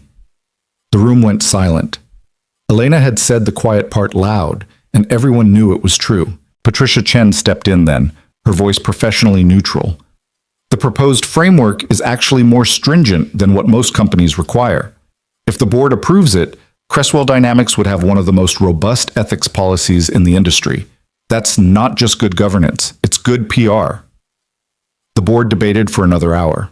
Elena sat through accusations and implications and thinly veiled suggestions that she was being unprofessional. She weathered it all with the same calm determination that had built her company, refusing to be shamed or intimidated. Finally, Thornton called for a vote. All in favor of implementing CEO Ward's ethics framework and allowing the relationship to continue under strict oversight? 5 hands went up, 3 stayed down. It was enough. Motion passes, Thornton said, though his expression suggested he still thought this was a terrible idea. But Elena, understand this. You're under a microscope now. One misstep, one hint of impropriety, and we'll revisit this decision. Are we clear? Crystal, Elena said, and meant it. She left that meeting feeling bruised but victorious. She'd fought for something that mattered and won, even if the victory came with strings attached. Now came the harder part, actually living under the scrutiny she'd agreed to. Mason took the news of his transfer with characteristic calm. Satellite office is actually closer to Ellie's school, better for pickups. You're not upset about being moved? Elena, I never wanted to work directly under you anyway. It was always going to be complicated. This way we have clear boundaries and I get a shorter commute. Sounds like a win to me. They were in the parking garage again, their safest place for private conversations, and Elena leaned against her car feeling the exhaustion of the past weeks finally catching up. I keep waiting for the other shoe to drop, she admitted, for something else to go wrong. Then stop waiting for it and just live, Mason suggested. We fought for this. We earned this. Let's actually try to enjoy it. Over the next 2 weeks, Elena discovered that Mason was right. Once they stopped bracing for disaster and started actually building a relationship, things became easier. Not easy. They still had to navigate complicated schedules and public scrutiny and the occasional nasty comment from someone who disapproved. But easier. They had their first official date at a restaurant downtown, where Elena was hyper-aware of potentially being photographed but tried to relax anyway. Mason told terrible jokes that made her laugh despite herself.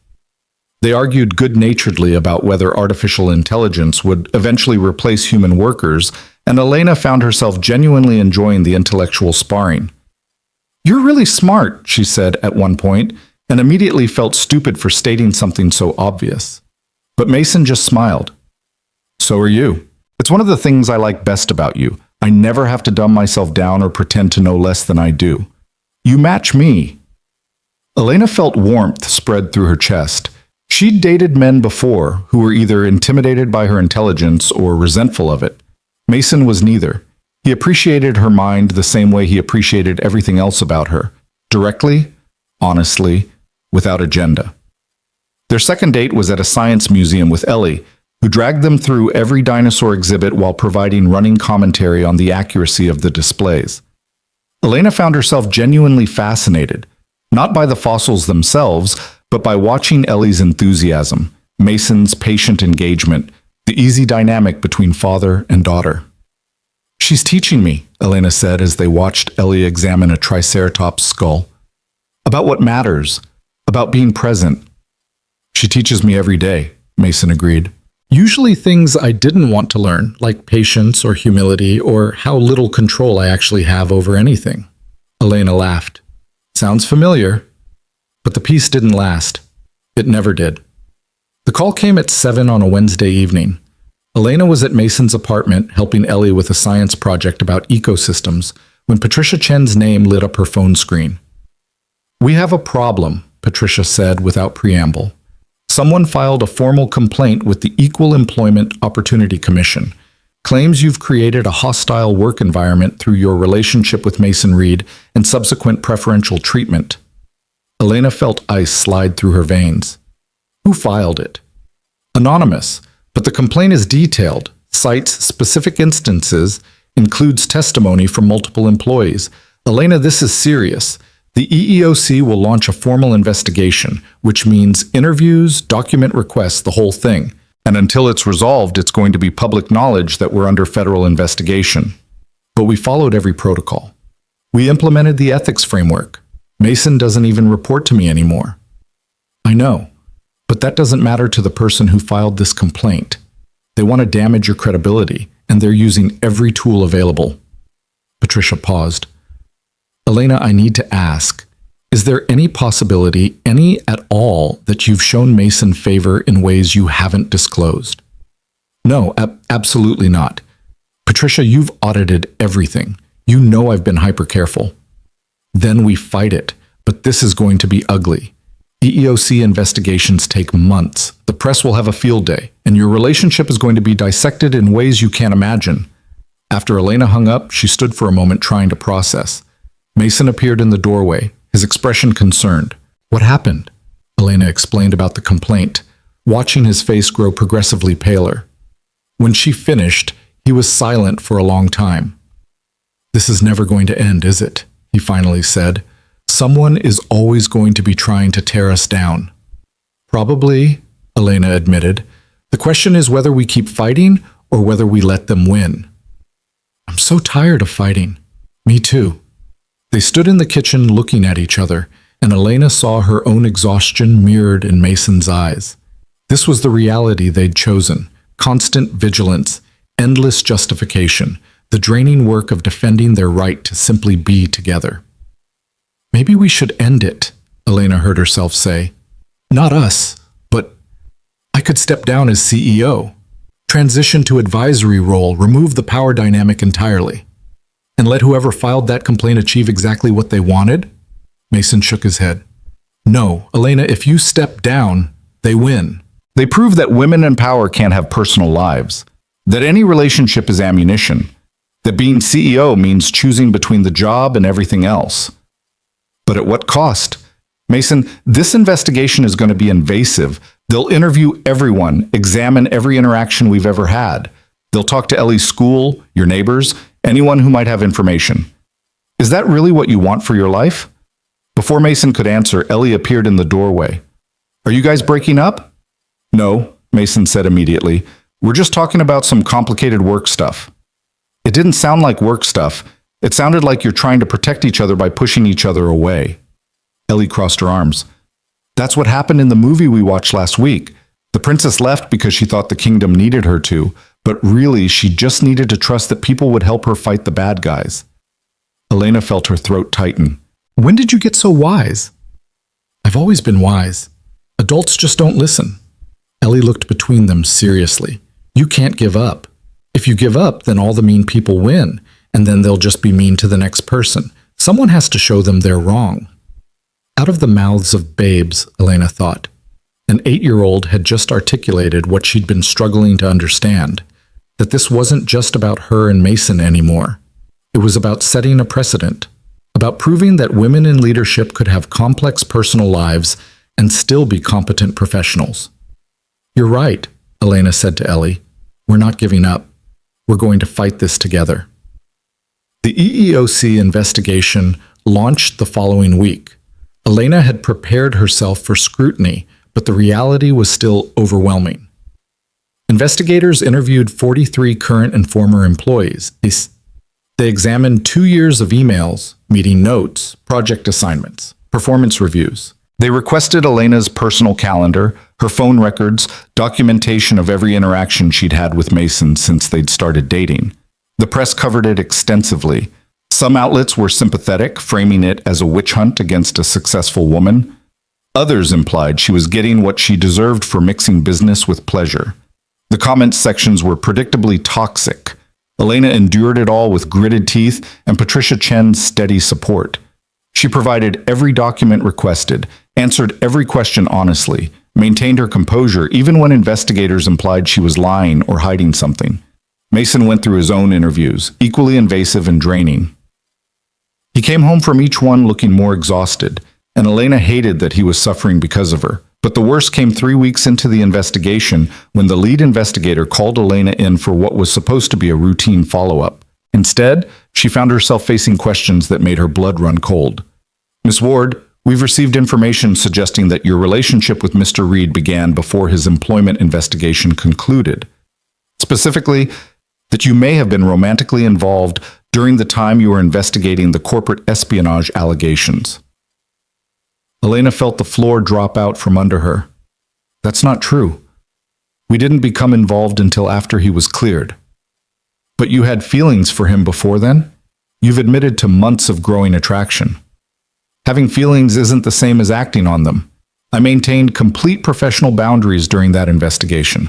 I hired independent auditors specifically to avoid any appearance of bias.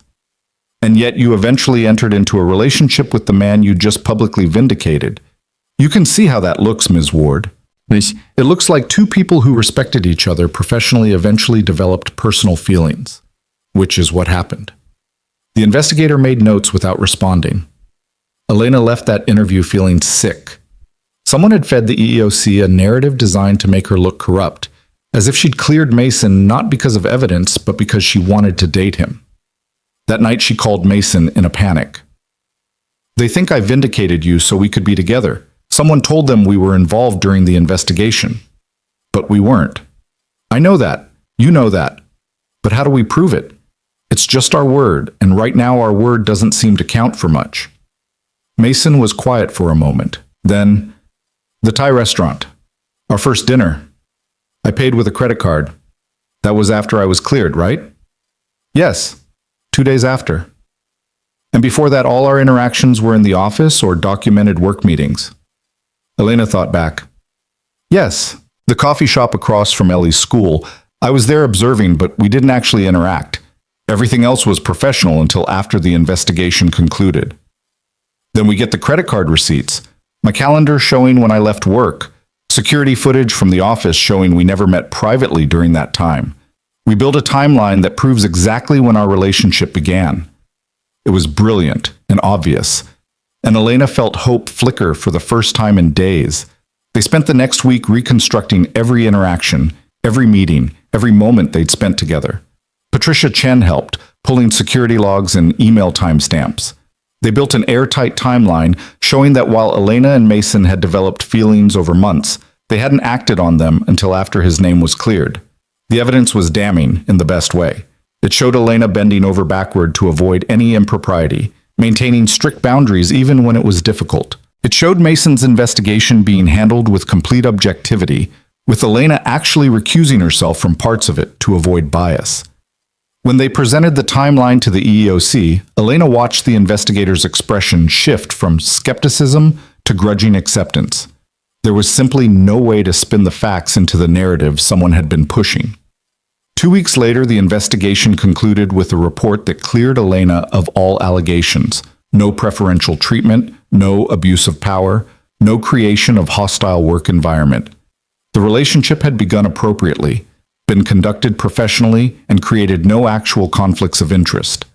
Elena should have felt victorious. Instead, she felt empty. Because even though she'd been vindicated, she knew the accusations would follow her. People would remember the investigation, not the results. Her reputation had been permanently stained by innuendo and malice. It's not fair, she told Mason that evening. They were at her apartment, a rare occurrence since his place was more child-friendly. I did everything right, and I still get punished. I know, Mason said, pulling her close. But you also set a precedent. The next woman in your position will have this framework to point to. The next investigation will have to meet the standard you set. That matters, Elena. Does it? Because right now it feels like I sacrificed everything for a moral victory no one cares about. I care about it. Ellie cares about it. Patricia Chen definitely cares about it. She told me yesterday you're the most ethical CEO she's ever worked with. Mason tilted her chin up. And whether you feel it right now or not, you proved something important. That women can be complicated humans with personal lives and professional success. That you don't have to choose between being powerful and being loved. Elena wanted to believe him, wanted to feel the triumph of having fought and won, but mostly she just felt tired. The breakthrough came from an unexpected source 3 days later. Elena was in her office reviewing contracts when Marcus knocked urgently. "Boss, you need to see this." He handed her his tablet, which showed an internal company message board. Someone had posted anonymously. I know who filed the EEOC complaint and why. It was Jennifer Marsh from marketing. She did it because she's been trying to undermine Elena since the Riverside merger fell through. She blamed Elena for the lost commission, even though it was Derek Shaw's sabotage that killed the deal. This was revenge, pure and simple. Elena's hand shook as she read. Jennifer. Sweet crying at birthday parties Jennifer, who'd seemed so supportive, who'd warned Elena about gossip while probably being the source of half of it. Is this credible? Elena asked. It traced the post. It came from someone in Jennifer's department, and when I started asking around quietly, 3 people confirmed that Jennifer has been bitter about the Riverside situation for months. Apparently she was counting on that commission to pay off debt. Elena felt rage build in her chest, hot and righteous and completely justified. Jennifer had put her through months of hell, damaged her reputation, nearly destroyed her relationship, all because of a lost commission check. All because she couldn't accept that Derek Shaw's criminal actions, not Elena's decisions, had torpedoed the deal. Get Patricia Chen, Elena said quietly, and have security prevent Jennifer from leaving the building. The confrontation happened in Elena's office with Patricia Chen as witness. Jennifer tried to deny it at first, but when faced with the evidence, including IP logs showing she'd filed the anonymous EEOC complaint from her home computer, she cracked. You destroyed my career, Jennifer shouted. That Riverside commission was supposed to be mine. I worked on that proposal for 6 months, and you let Derek Shaw ruin everything. And then you turned around and started dating Mason Reed like none of it mattered. Like you could do whatever you wanted while the rest of us suffered the consequences of your bad management. My bad management? Elena's voice was ice. Derek Shaw was embezzling funds. He committed fraud. He framed Mason Reed. Those were his actions, not mine. And the fact that you've spent months trying to punish me for his crime says everything about your character and nothing about my leadership. Everyone thinks you're sleeping your way to happiness while we all struggle, Jennifer spat. Someone needed to hold you accountable. By filing false allegations? By lying to federal investigators? Jennifer, you didn't hold me accountable. You committed a crime, and now you're going to face the consequences. The police arrived 20 minutes later. Jennifer was arrested for filing a false complaint, obstruction of justice, and defamation. As security escorted her out, she was still shouting about fairness and accountability, completely unable to see the irony. Elena watched from her office window as Jennifer was loaded into the police car and felt something inside her finally settle. It wasn't triumph. She was too exhausted for that. But it was closure, an ending to the nightmare that had consumed the past 2 months. That evening, Elena called a company-wide meeting. Everyone gathered in the main conference hall, buzzing with speculation. Elena stood at the front and told them everything: the false allegations, Jennifer's arrest, the complete vindication from the EEOC investigation. I know many of you have been concerned about my relationship with Mason Reed, Elena said, her voice carrying across the silent room. You've worried about favoritism, about my judgment, about the company's reputation. I understand those concerns, but I want to be absolutely clear. I have done nothing wrong. Neither has Mason. We fell in love, we followed every protocol, and we maintained complete professional integrity throughout. And anyone who suggests otherwise is either misinformed or deliberately malicious. She paused, letting that sink in. Going forward, I expect this company to be a place where people can have complex, messy, human lives and still be respected professionals, where women in leadership aren't held to impossible standards of perfection, where relationships between consenting adults are treated as private matters unless they create actual, not perceived, conflicts of interest. If you can't work in that environment, I invite you to find employment elsewhere. The room was dead silent. Then someone in the back started clapping, Marcus. Then Patricia Chen joined in, then more people, until the entire company was applauding, and Elena felt tears prick her eyes. After the meeting, Mason found her in her office. He didn't say anything, just pulled her into a hug that lasted long enough for Elena to remember how to breathe. It's over, she whispered into his shoulder. It's finally over. Not over, Mason corrected gently. Just beginning, the actual beginning, where we get to just be together without constantly defending ourselves. Elena pulled back to look at him. Think we can handle boring domesticity after all this drama? Mason smiled. Only one way to find out. They tried. For 3 weeks after Jennifer's arrest, Elena and Mason attempted to build something resembling a normal relationship. Dinner dates where they actually relaxed, weekends at the park with Ellie, quiet evenings at Mason's apartment watching movies while Ellie did homework at the kitchen table. It should have been easy, should have felt like the reward they'd earned after months of fighting. But Elena couldn't shake the feeling that she was waiting for the next disaster. Every time her phone buzzed, she tensed. Every board meeting felt like potential ambush. She'd started sleeping poorly, waking at 3 a.m. with her mind racing through worst-case scenarios that grew more elaborate and unlikely with each passing night. "You're not present," Mason said one evening.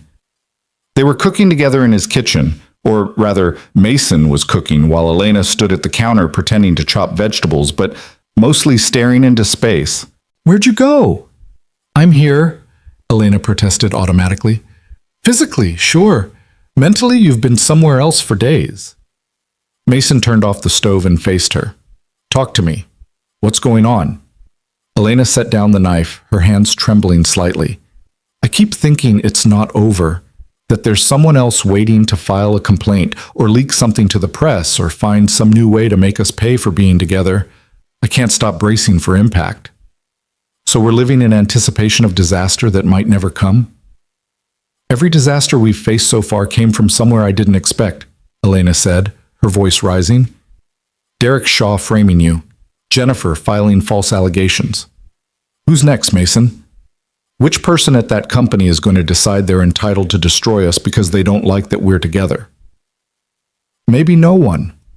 Maybe we actually get to just live now. You don't believe that any more than I do." Mason was quiet for a moment, and Elena knew she'd hit a nerve. Because he was tired too. Tired of defending their relationship, tired of being scrutinized, tired of living under constant pressure. She could see it in the lines around his eyes, the tension he carried in his shoulders, even during supposedly relaxing moments. "What do you want me to say?" Mason asked finally. "That it's been easy? It hasn't. That I don't sometimes wonder if we made a mistake? I do. But Elena, the alternative is giving up, and I'm not ready to do that. Are you?" Before Elena could answer, Ellie burst through the front door with Mason's mother, who'd picked her up from an after-school program. The little girl was talking a mile a minute about some classroom drama involving stolen erasers and questionable alliances, and the moment for honest conversation passed. Later that night, after Ellie was in bed and Mason's mother had left, Elena found herself standing in Mason's small bathroom staring at her reflection. She looked exhausted. Not just tired from long work hours, but fundamentally worn down in a way that sleep couldn't fix. The past 6 months had aged her. Her phone buzzed. A text from Patricia Chen. "Board meeting moved to tomorrow morning. Thornton's request. Agenda TBD." Elena's stomach dropped. Unscheduled board meetings never meant good news. She walked back to the living room where Mason was cleaning up dinner dishes. "I have to go," she said. "Emergency board meeting tomorrow morning."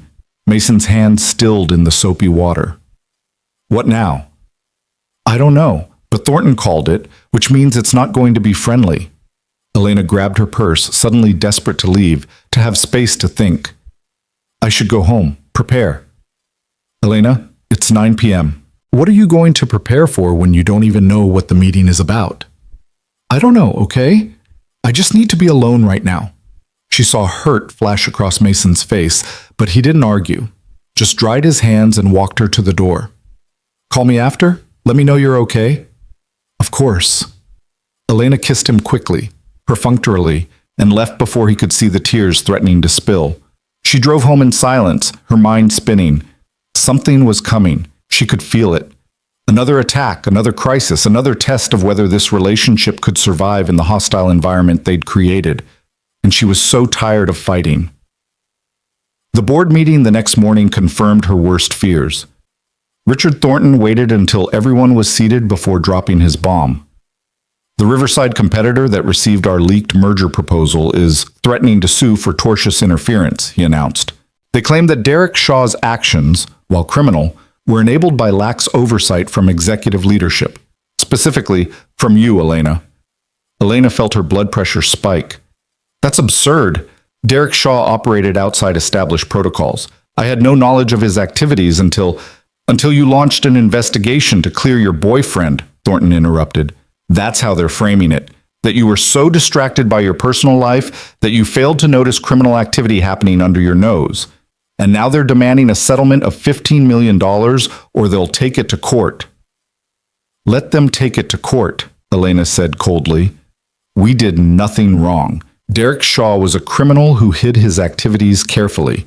No reasonable person could have detected what he was doing without the forensic investigation we eventually conducted. Are you sure about that? This was Margaret Chen. Because our insurance company disagrees. They're saying that your relationship with Mason Reed created enough distraction that it constitutes negligence. They're threatening to deny coverage for any settlement. Elena felt the room tilt. Without insurance coverage, a $15 million settlement would devastate the company.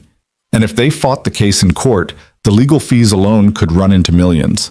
Either way, Crestwell Dynamics, the company she'd built from nothing, was facing potential financial ruin. This is ridiculous, Elena said, but her voice lacked conviction. They're using my personal life as a weapon to extract money from us. Yes, Thornton agreed, and it's working. Because you gave them that weapon when you decided your relationship was more important than maintaining appropriate professional boundaries.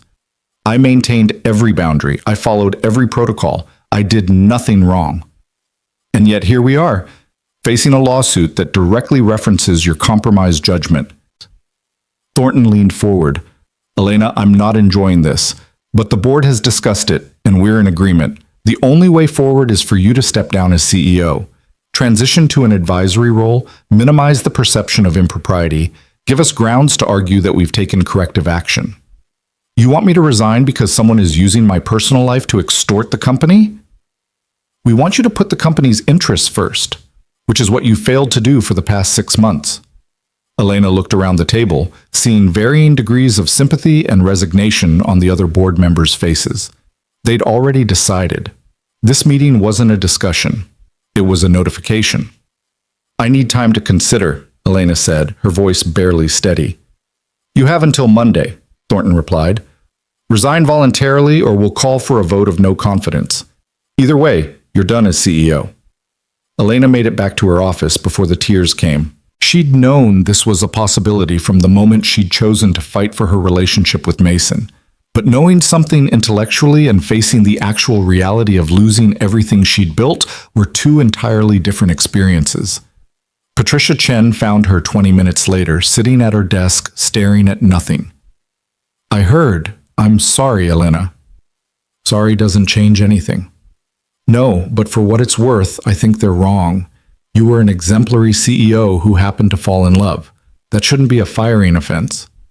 Apparently it is. Elena wiped her eyes roughly. 7 years. 7 years of 80-hour weeks and sacrificing everything for this company. And it ends because some competitor figured out they could weaponize my personal life. It ends because the board lacks courage, Patricia corrected. They'd rather sacrifice you than fight a lawsuit. That's on them, not you. After Patricia left, Elena sat alone in her office for a long time. The walls were covered with awards, photos from company milestones, framed articles about Crestwell Dynamics' success. Her entire adult life was documented in this room, and now she was supposed to just walk away from it. Her phone buzzed. Mason. How did it go?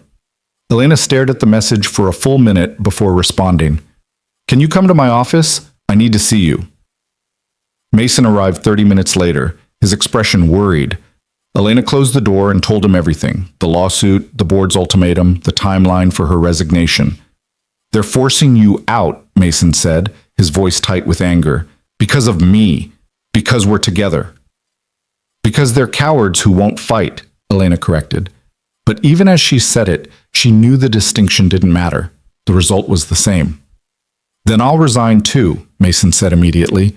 Remove myself from the equation. Maybe that changes their calculus. It won't. The damage is done. The lawsuit specifically mentions our relationship as evidence of negligence. You leaving now doesn't erase that. Mason started pacing, his movements jerky with frustration. This is insane. We followed every rule. We did everything right. How are we still being punished? Because the world isn't fair, Elena said, and heard the bitterness in her own voice. Because people can weaponize anything if they're creative enough. Because being a woman in leadership means playing by different rules that change whenever someone decides your existence is inconvenient. So what do we do? Elena looked at him. This man she'd fought so hard to be with, who'd cost her everything and was somehow still worth it, and felt something inside her crack. I don't know. I honestly don't know anymore. That weekend was supposed to be special. Mason had planned a day trip to a nearby state park, just the three of them. A chance to escape the pressure and remember why they were fighting so hard to stay together. But Elena couldn't shake the dark cloud hanging over everything. Ellie noticed immediately. She was picking wildflowers along the trail, chattering about their different species and optimal growing conditions, when she suddenly stopped and looked at Elena seriously. You're sad again. Did more bad people do something? Elena tried to smile. Just work stuff, sweetheart. Is it because of Daddy? Because you love him and people think that's wrong? Mason stepped in. Ellie, that's complicated. Everyone always says that, Ellie interrupted, her 8-year-old frustration boiling over.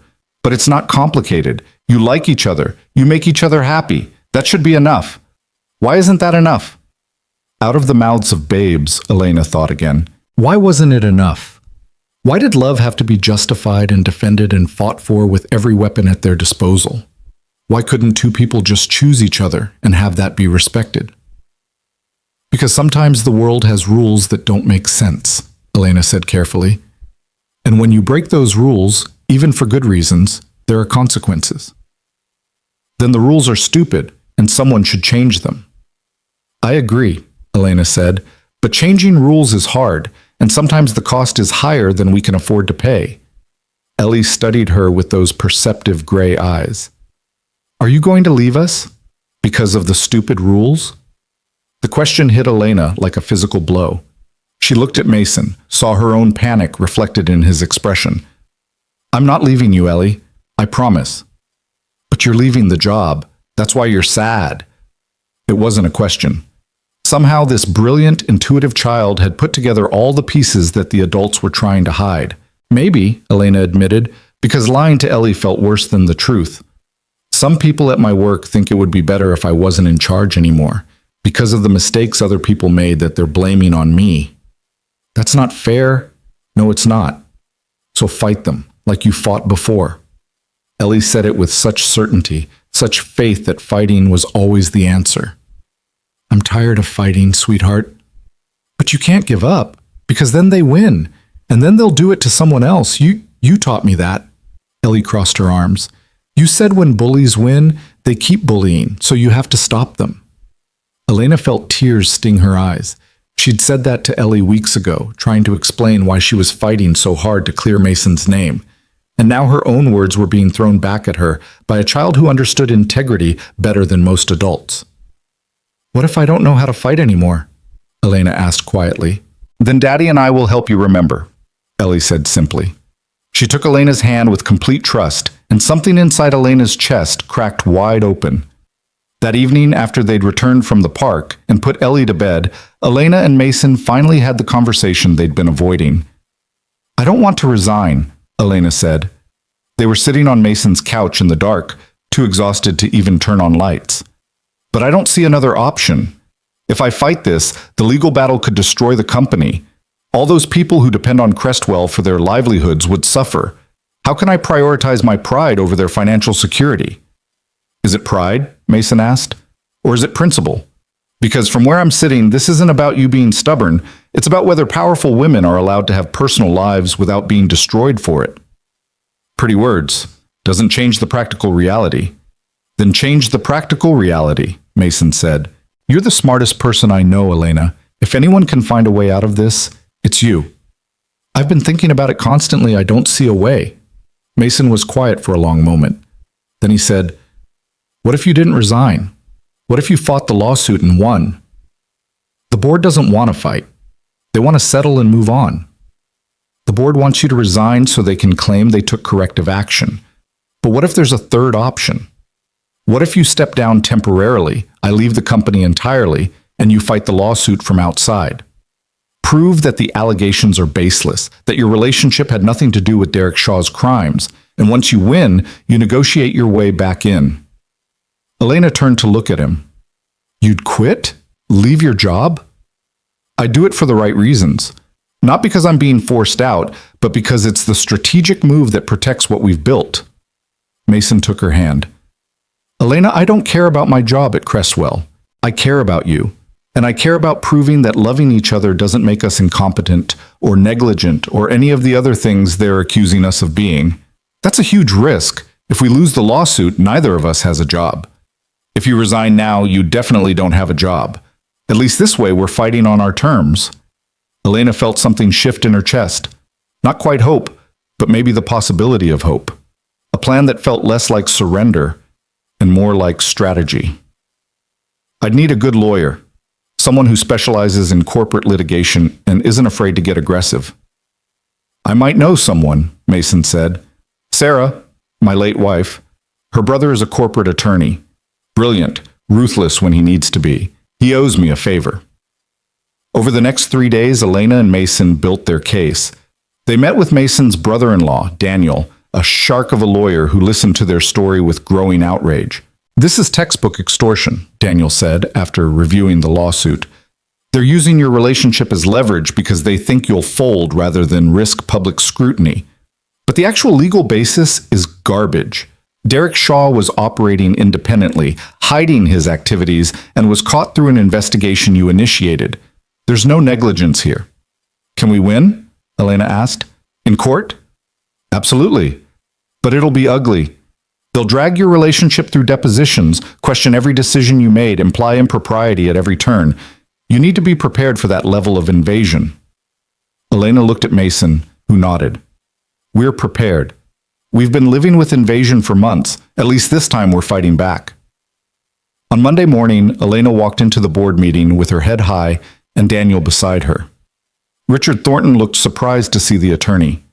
Elena, we agreed you had until today to submit your resignation. I'm not resigning, Elena said calmly.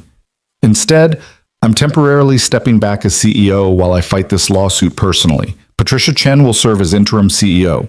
Mason Reed has voluntarily resigned from the company to remove any appearance of conflict, and I'm here to inform you that we will be countersuing the Riverside competitor for malicious prosecution and defamation. The room erupted. Thornton was shouting about insurance liability. Margaret Chen was trying to talk over him. Other board members were demanding clarification. Elena let the chaos swirl around her and felt, for the first time in weeks, completely certain of her path. Daniel held up a hand. The lawsuit against Ms. Ward is baseless and motivated by revenge for the Riverside deal falling through. We have documentation proving Derek Shaw acted independently and that Ms. Ward's oversight was appropriate given the sophisticated nature of his fraud. Furthermore, the plaintiff's specific focus on Ms. Ward's personal relationship as evidence of negligence constitutes defamation per se, a false statement that damages her professional reputation. You can't countersue, Thornton sputtered. The cost, the publicity. I can and I will, Elena said, with or without the board's support, but I'd prefer to fight this with Crestwell's backing because winning will protect not just me, but every employee who's ever been in a relationship with someone in their professional sphere. This matters, Richard, and I'm not walking away. The vote was close, 5-4 in favor of supporting Elena's legal strategy. But it was enough. They had official backing, insurance coverage, and the moral high ground. Now they just had to prove it in court. The next 3 months were brutal. Depositions that lasted entire days. Document discovery that required Elena to turn over years of emails and records. Cross-examinations designed to rattle her and make her admit to impropriety that didn't exist. Mason was deposed twice, grilled about their relationship timeline, his work performance, whether Elena had ever shown him favoritism. He remained calm and factual throughout, refusing to be baited into emotional responses. The worst moment came when the opposing counsel tried to use Ellie as evidence of Elena's distraction. Isn't it true, Mr. Reed, that your daughter had multiple doctor's appointments during the time period in question, and that Ms. Ward accompanied you to several of these appointments? That's not true, Mason said evenly. Elena has met my daughter socially, but she's never attended a medical appointment. But you've missed work for these appointments. Yes, as is my right under company policy and federal family leave law, and I made up that time by working early mornings and late evenings. While your girlfriend was CEO, reviewing your work? While the woman I love was doing her job ethically and professionally, yes. Daniel objected before opposing counsel could pursue that line further, but the damage was done. The press coverage was exactly as ugly as predicted, with headlines about CEO's secret romance and corporate love triangle costs millions. Elena endured it all by focusing on what mattered, the evidence, the forensic report showing Derek Shaw's fraud, the independent audit proving her investigation was thorough and unbiased, the testimony from Patricia Chen and other executives confirming that Elena's decision-making had remained sound throughout, the timeline proving she and Mason hadn't acted on their feelings until after all professional complications were resolved. The turning point came during Elena's second deposition, when opposing counsel made a critical mistake. Ms. Ward, isn't it true that you developed romantic feelings for Mr. Reed specifically because you were working closely with him during a high-stress investigation? No, Elena said calmly. I developed feelings for Mason Reed because he's intelligent, kind, principled, and an excellent father.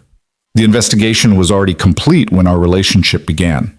And frankly, your question reveals the sexist assumption underlying this entire lawsuit, that a woman in leadership can't make sound professional judgments if she also has personal feelings. Would you ask a male CEO the same question? Ms. Ward, because male executives date employees all the time without facing this level of scrutiny. They marry their secretaries, have affairs with junior staff, show blatant favoritism, and it's treated as personal business. But I follow every protocol, maintain perfect boundaries, and conduct an independent investigation to avoid even the appearance of bias, and somehow that's still not enough. So no, counselor, I don't accept the premise of your question. Daniel later told her that moment won them the case. The deposition video would be played in court, and it perfectly captured the double standard at the heart of the lawsuit. The jury would see a competent woman being attacked for simply being human. The trial lasted 2 weeks. Elena sat through every session, maintaining her composure even when testimony got personal or cruel. Mason sat in the gallery when he wasn't needed on the stand, a quiet presence that reminded Elena why she was fighting. Ellie asked about it constantly. Did you win today? Are the bad people going away? And Elena had to explain that court wasn't like her playground disputes. There was no clear victor each day, just a slow accumulation of evidence and argument. But in the end, the evidence was overwhelming. The jury deliberated for less than 4 hours before returning with a verdict. No negligence, no liability, lawsuit dismissed with prejudice. And in a stunning turn, they awarded Elena damages for the defamation claim. Not the millions she'd asked for, but enough to make a point. Elena didn't celebrate. She walked out of that courthouse feeling hollowed out and exhausted. She'd won, but the cost had been enormous. 3 months of her life consumed by legal battles. Her reputation dragged through mud. Her relationship with Mason tested in ways that would leave permanent scars. That evening, she met Mason at their favorite Thai restaurant, the same place where they'd had their first real conversation months ago. It felt like decades had passed since then. We won, Mason said, raising his water glass, against everyone who said we couldn't, against every obstacle they threw at us. We survived, Elena corrected. I'm not sure that's the same as winning. Isn't it? We're still together. You're vindicated. The truth came out. What more do we need? I need to figure out who I am without Crestwell dynamics defining me, Elena said quietly. I stepped down as CEO. Even though I won, I can't go back to that role. Not after everything that's happened. The board doesn't trust me. Half the company thinks I'm either corrupt or naive, and I'm so tired of fighting that I don't even want to fight anymore. Mason reached across the table for her hand. So what do you want? Elena looked at him, really looked at him, this man who'd stood beside her through everything, who'd sacrificed his own job to protect her strategy, who'd never once suggested that their relationship wasn't worth the cost. And she realized she knew exactly what she wanted. I want you to marry me, Elena said, not as a joke this time, not as a hypothetical. For real, Mason Reed. Will you marry me? Mason's eyes widened. For a moment, he just stared at her, processing. Then a slow smile spread across his face, the kind of smile that transformed his entire being, erasing the weariness and worry and revealing pure joy underneath. "What if I say yes?" he asked, echoing that first moment in the conference room. "Then I say we stop letting other people define what our life should look like," Elena replied. "We build something new together. Not a company, not a career, a family. Me, you, Ellie. We figure out what happiness looks like when we're not constantly under siege." "That sounds terrifying," Mason said. "I know. And uncertain. I know. And absolutely perfect." Mason stood, pulled Elena to her feet, and kissed her in the middle of the restaurant while other diners stared. When they finally broke apart, he said, "Yes, my answer is yes." They told Ellie the next morning over pancakes at Mason's apartment. Elena had stayed the night, not for the first time, but it felt different now with a proposal hanging between them, making everything more real and weighted with possibility. Ellie was drowning her pancakes in syrup with the enthusiasm of someone who'd been told moderation was optional when Mason cleared his throat. "Hey, sweetheart, Elena and I have something to tell you." Ellie looked up, syrup dripping from her fork. "Are you getting married?" Mason and Elena exchanged startled glances. "How did you—" "You're happy, like really happy. Not the kind of happy you pretend to be when you're actually stressed. Real happy." Ellie set down her fork seriously. "And Elena has been here for 3 nights in a row, which usually means something important is happening. Plus, I heard you guys talking last night about building a family, and that sounded like marriage talk." "You're too smart for your own good," Elena said, feeling a mixture of amusement and affection. "But yes, I asked your dad to marry me, and he said yes." Ellie processed this for approximately 3 seconds before launching herself out of her chair and tackling Elena in a hug that nearly knocked her off the couch. "I knew it. I knew you'd stay. Sarah's mom said you probably would leave because relationships under pressure never work out, but I knew she was wrong." "Sarah's mom talks too much," Mason muttered. "So does that mean you'll be my stepmom?"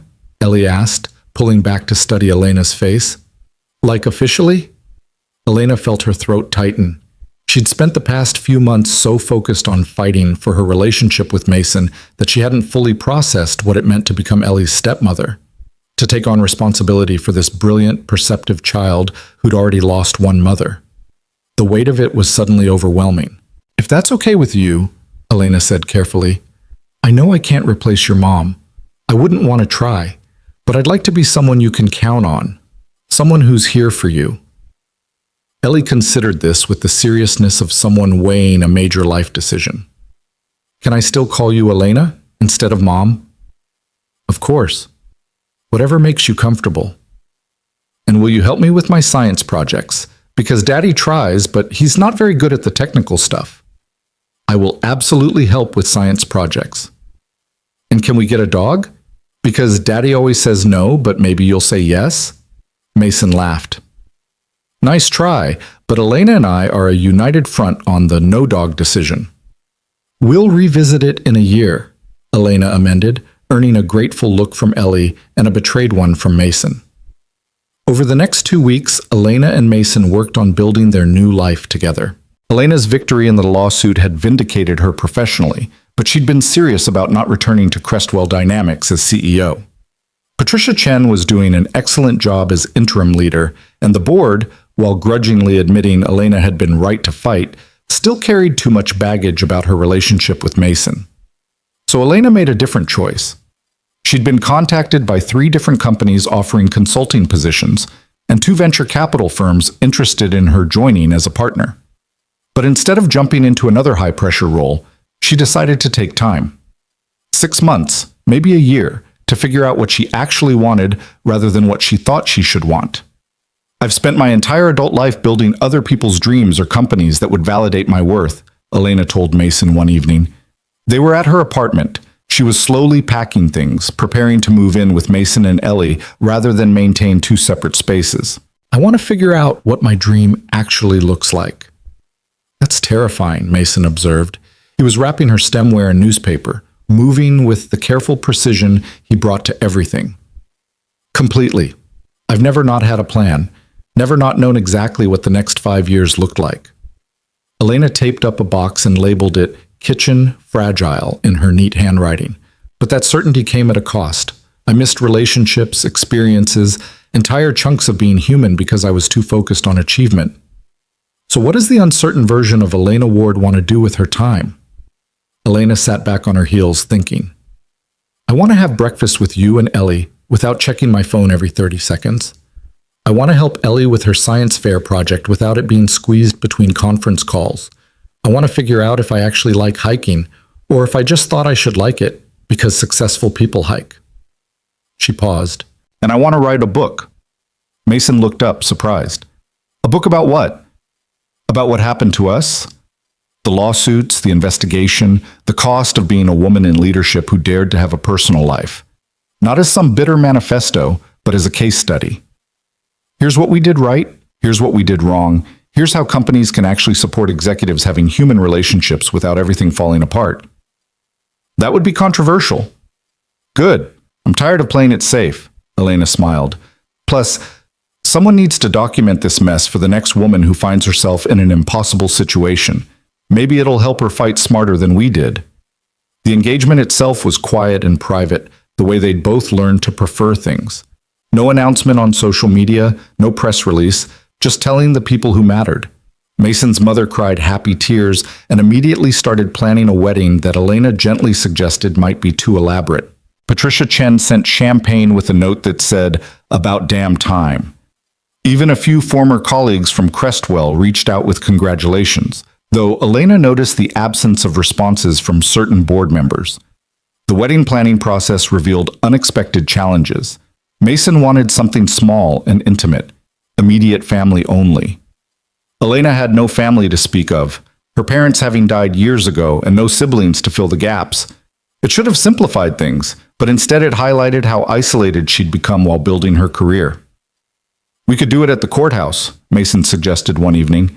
They were looking at venue options that all felt too big or too formal. Just us, Ellie, my mom, and maybe a friend or two as witnesses. Keep it simple. Elena wanted to agree. Simple sounded perfect after months of complexity, but something held her back. What about the people at Crestwell, the ones who supported us through everything? Patricia Chen, Marcus, even some of the junior staff who sent emails saying we inspired them. Don't they deserve to be there? You want to invite your former company to our wedding? I want to show them that we won, that love survived all their scrutiny and judgment, that we built something real despite every obstacle they put in our way. Elena looked at Mason seriously. Unless you think that's petty? I think it's human and brave, and probably going to result in a much bigger wedding than either of us wanted. They compromised on a middle ground. A ceremony at the Botanical Gardens, beautiful but not ostentatious, with about 60 guests, mostly colleagues who'd supported them, a few of Mason's family members, some of Ellie's friends' parents who'd been kind during the difficult months. Not a massive celebration, but not hidden either. A statement that they had nothing to apologize for. The real complication came 2 months before the planned wedding date, when Richard Thornton requested a meeting with Elena. She almost declined. What could he possibly have to say that she wanted to hear? But curiosity won out, and she agreed to meet him for coffee at a neutral location. Thornton looked older than she remembered, the stress of the past year having carved new lines into his face. He ordered coffee with shaking hands and didn't meet her eyes for the first few minutes. I owe you an apology, he finally said, for the board's treatment during the investigation, for pushing you to resign, for not having the courage to stand by you when you needed support. Elena hadn't expected this. What prompted this sudden conscience? My daughter, Thornton said quietly. She's 28, brilliant, just made partner at her law firm. Last month she told me she's dating one of the associates. Nothing inappropriate, different practice areas, no direct reporting relationship. But her managing partner called her in and suggested she end it, said it was complicated and might affect her trajectory. Elena felt something cold settle in her stomach. Let me guess. He wouldn't have said the same to a male partner. Exactly. And when she came to me upset, asking if she should sacrifice her relationship for her career, I realized I'd told you to do exactly that. I'd been that managing partner prioritizing optics over ethics, making you choose because it was easier than doing the hard work of actually supporting you. Thornton finally met her eyes. I was wrong, Elena, and I'm sorry. Elena didn't know what to say. Part of her wanted to throw Thornton's apology back in his face, to tell him it was too little too late. But another part, the part that had been fighting exhaustion for months, was just tired of carrying anger. What did you tell your daughter? Elena asked. I told her to fight, to document everything, follow every protocol, and refuse to apologize for being human. I told her about you and what you'd gone through, and that if she had half your courage, she'd be fine. Thornton's expression was pained. She asked if I'd supported you. I had to tell her the truth. Which was? That I'd been a coward, and that I'd lost one of the best CEOs I'd ever worked with because I valued appearance over substance. Elena sipped her coffee, processing. Your apology doesn't change what happened, doesn't erase the damage or give me back the months of hell I went through. I know, but I wanted you to hear it anyway, and I wanted to ask, would you consider coming back to Crestwell? Not as CEO necessarily, but in some advisory capacity. We need your voice, Elena. We need someone who'll push back when we're being cowards. I'm getting married in 2 months and writing a book about corporate ethics failures. I don't have time to save Crestwell from its own mediocrity. Thornton actually smiled at that. Fair enough, but the offer stands. When you're ready, if you're ever ready, we'd be fortunate to have you back in any capacity. After he left, Elena sat for a long time thinking about redemption and forgiveness and whether people could actually change. She didn't know if Thornton's apology was genuine or just guilt over his daughter's situation, but maybe it didn't matter. Maybe the point was that he'd recognized his mistake and was trying to do better. She told Mason about it that evening while they were cooking dinner together, a routine they'd fallen into, this domestic dance of chopping vegetables and stirring sauce while Ellie did homework at the table. Do you want to go back? Mason asked carefully. To Crestwell, I mean. I'd understand if you did. No, that chapter's closed. Elena tasted the sauce, added more garlic. But it made me think about what comes next. After the wedding, after the book. What do I actually want to build? You don't have to have all the answers right now. I know, but I'm used to having answers. Being certain. Elena turned to face him. What if I'm terrible at being uncertain? What if I can't handle not having a 5-year plan? Mason kissed her forehead. Then we'll figure it out together. That's what partnership means, right? Being uncertain together and trusting we'll find our way. The weeks before the wedding passed in a blur of planning and last-minute decisions. Ellie insisted on being involved in every detail, from choosing the flowers, purple, obviously, to selecting the music for the ceremony. She took her role as junior wedding coordinator extremely seriously, keeping detailed lists and reminding Elena and Mason of deadlines they'd forgotten. Someone has to be organized, Ellie declared when Mason teased her about the 3-ring binder she'd created for wedding planning. You two are too busy being in love to remember important things like whether we need 75 or 80 chairs. 3 days before the wedding, Elena had a final meeting with Patricia Chen to officially transfer her remaining responsibilities at Crestwell.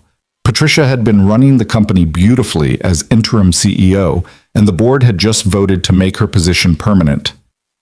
I have something for you, Patricia said, sliding an envelope across the desk.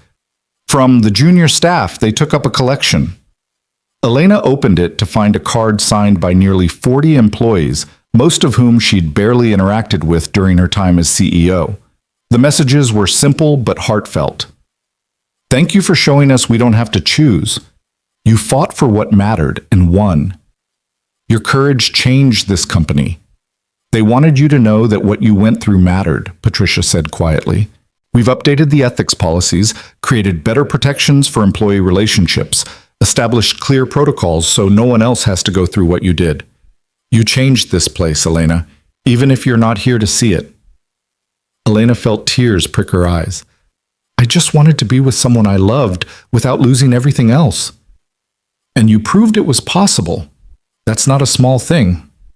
The morning of the wedding dawned clear and bright, unseasonably warm for October.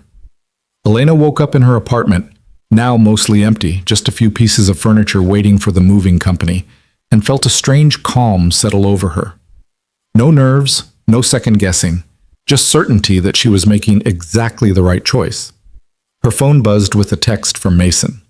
Ellie wants to know if you're having second thoughts because you haven't texted in 3 hours, and that's statistically unusual behavior.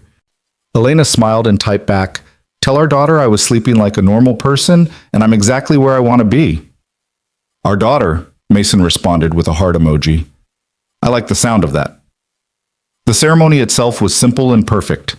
Elena wore a cream dress that wasn't quite white, wasn't quite ivory, but felt exactly right. Mason wore a suit that actually fit properly for once, and Ellie wore a purple dress she'd picked out herself that matched the flowers. As Elena walked down the makeshift aisle between rows of chairs in the botanical garden, she saw faces she recognized. Patricia Chen dabbing her eyes with a tissue, Marcus grinning like an idiot, some of the junior staff who'd sent the card, even a few board members who'd eventually come around to supporting her, though notably not Richard Thornton. He'd sent a gift with his apologies, but understood his presence might be uncomfortable. But mostly, Elena saw Mason standing at the end of the aisle with Ellie beside him, both of them looking at her with expressions of absolute joy and certainty. This was her family. This was what she'd fought for.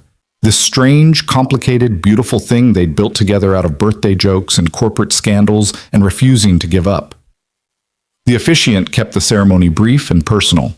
When it came time for vows, Elena had planned something eloquent and meaningful.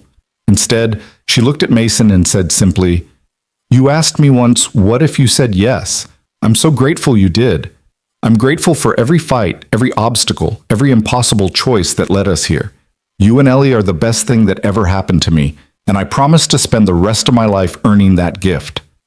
Mason's vows were equally simple. "When you joked about marrying me in that conference room, I thought you were just being Elena, bold and funny and a little reckless. I never imagined you'd actually mean it. But I'm so glad you did. You taught me that it's possible to be vulnerable and strong at the same time, to fight for love without apologizing for it. I promise to stand beside you for whatever comes next, certain or uncertain, planned or completely unexpected." When the officiant pronounced them married, the crowd erupted in applause. Ellie cheered louder than anyone, jumping up and down with pure 8-year-old enthusiasm. Elena and Mason kissed, and it felt both familiar and brand new, the culmination of everything they'd survived and the beginning of everything they'd build. The reception was held in a nearby event space, casual and warm rather than formal. People gave toasts that were funny and touching by turns. Patricia Chen spoke about Elena's integrity and courage. Mason's mother welcomed Elena to the family with tears streaming down her face. Even Marcus got up and told an embarrassing story about the birthday party where it all started, making everyone laugh at how oblivious they'd all been. But the best moment came near the end of the evening. Elena was talking with a group of former colleagues when she felt a tug on her dress. Ellie stood there holding a folded piece of paper. "I wrote something," Ellie said. "For you. Is it okay if I read it?"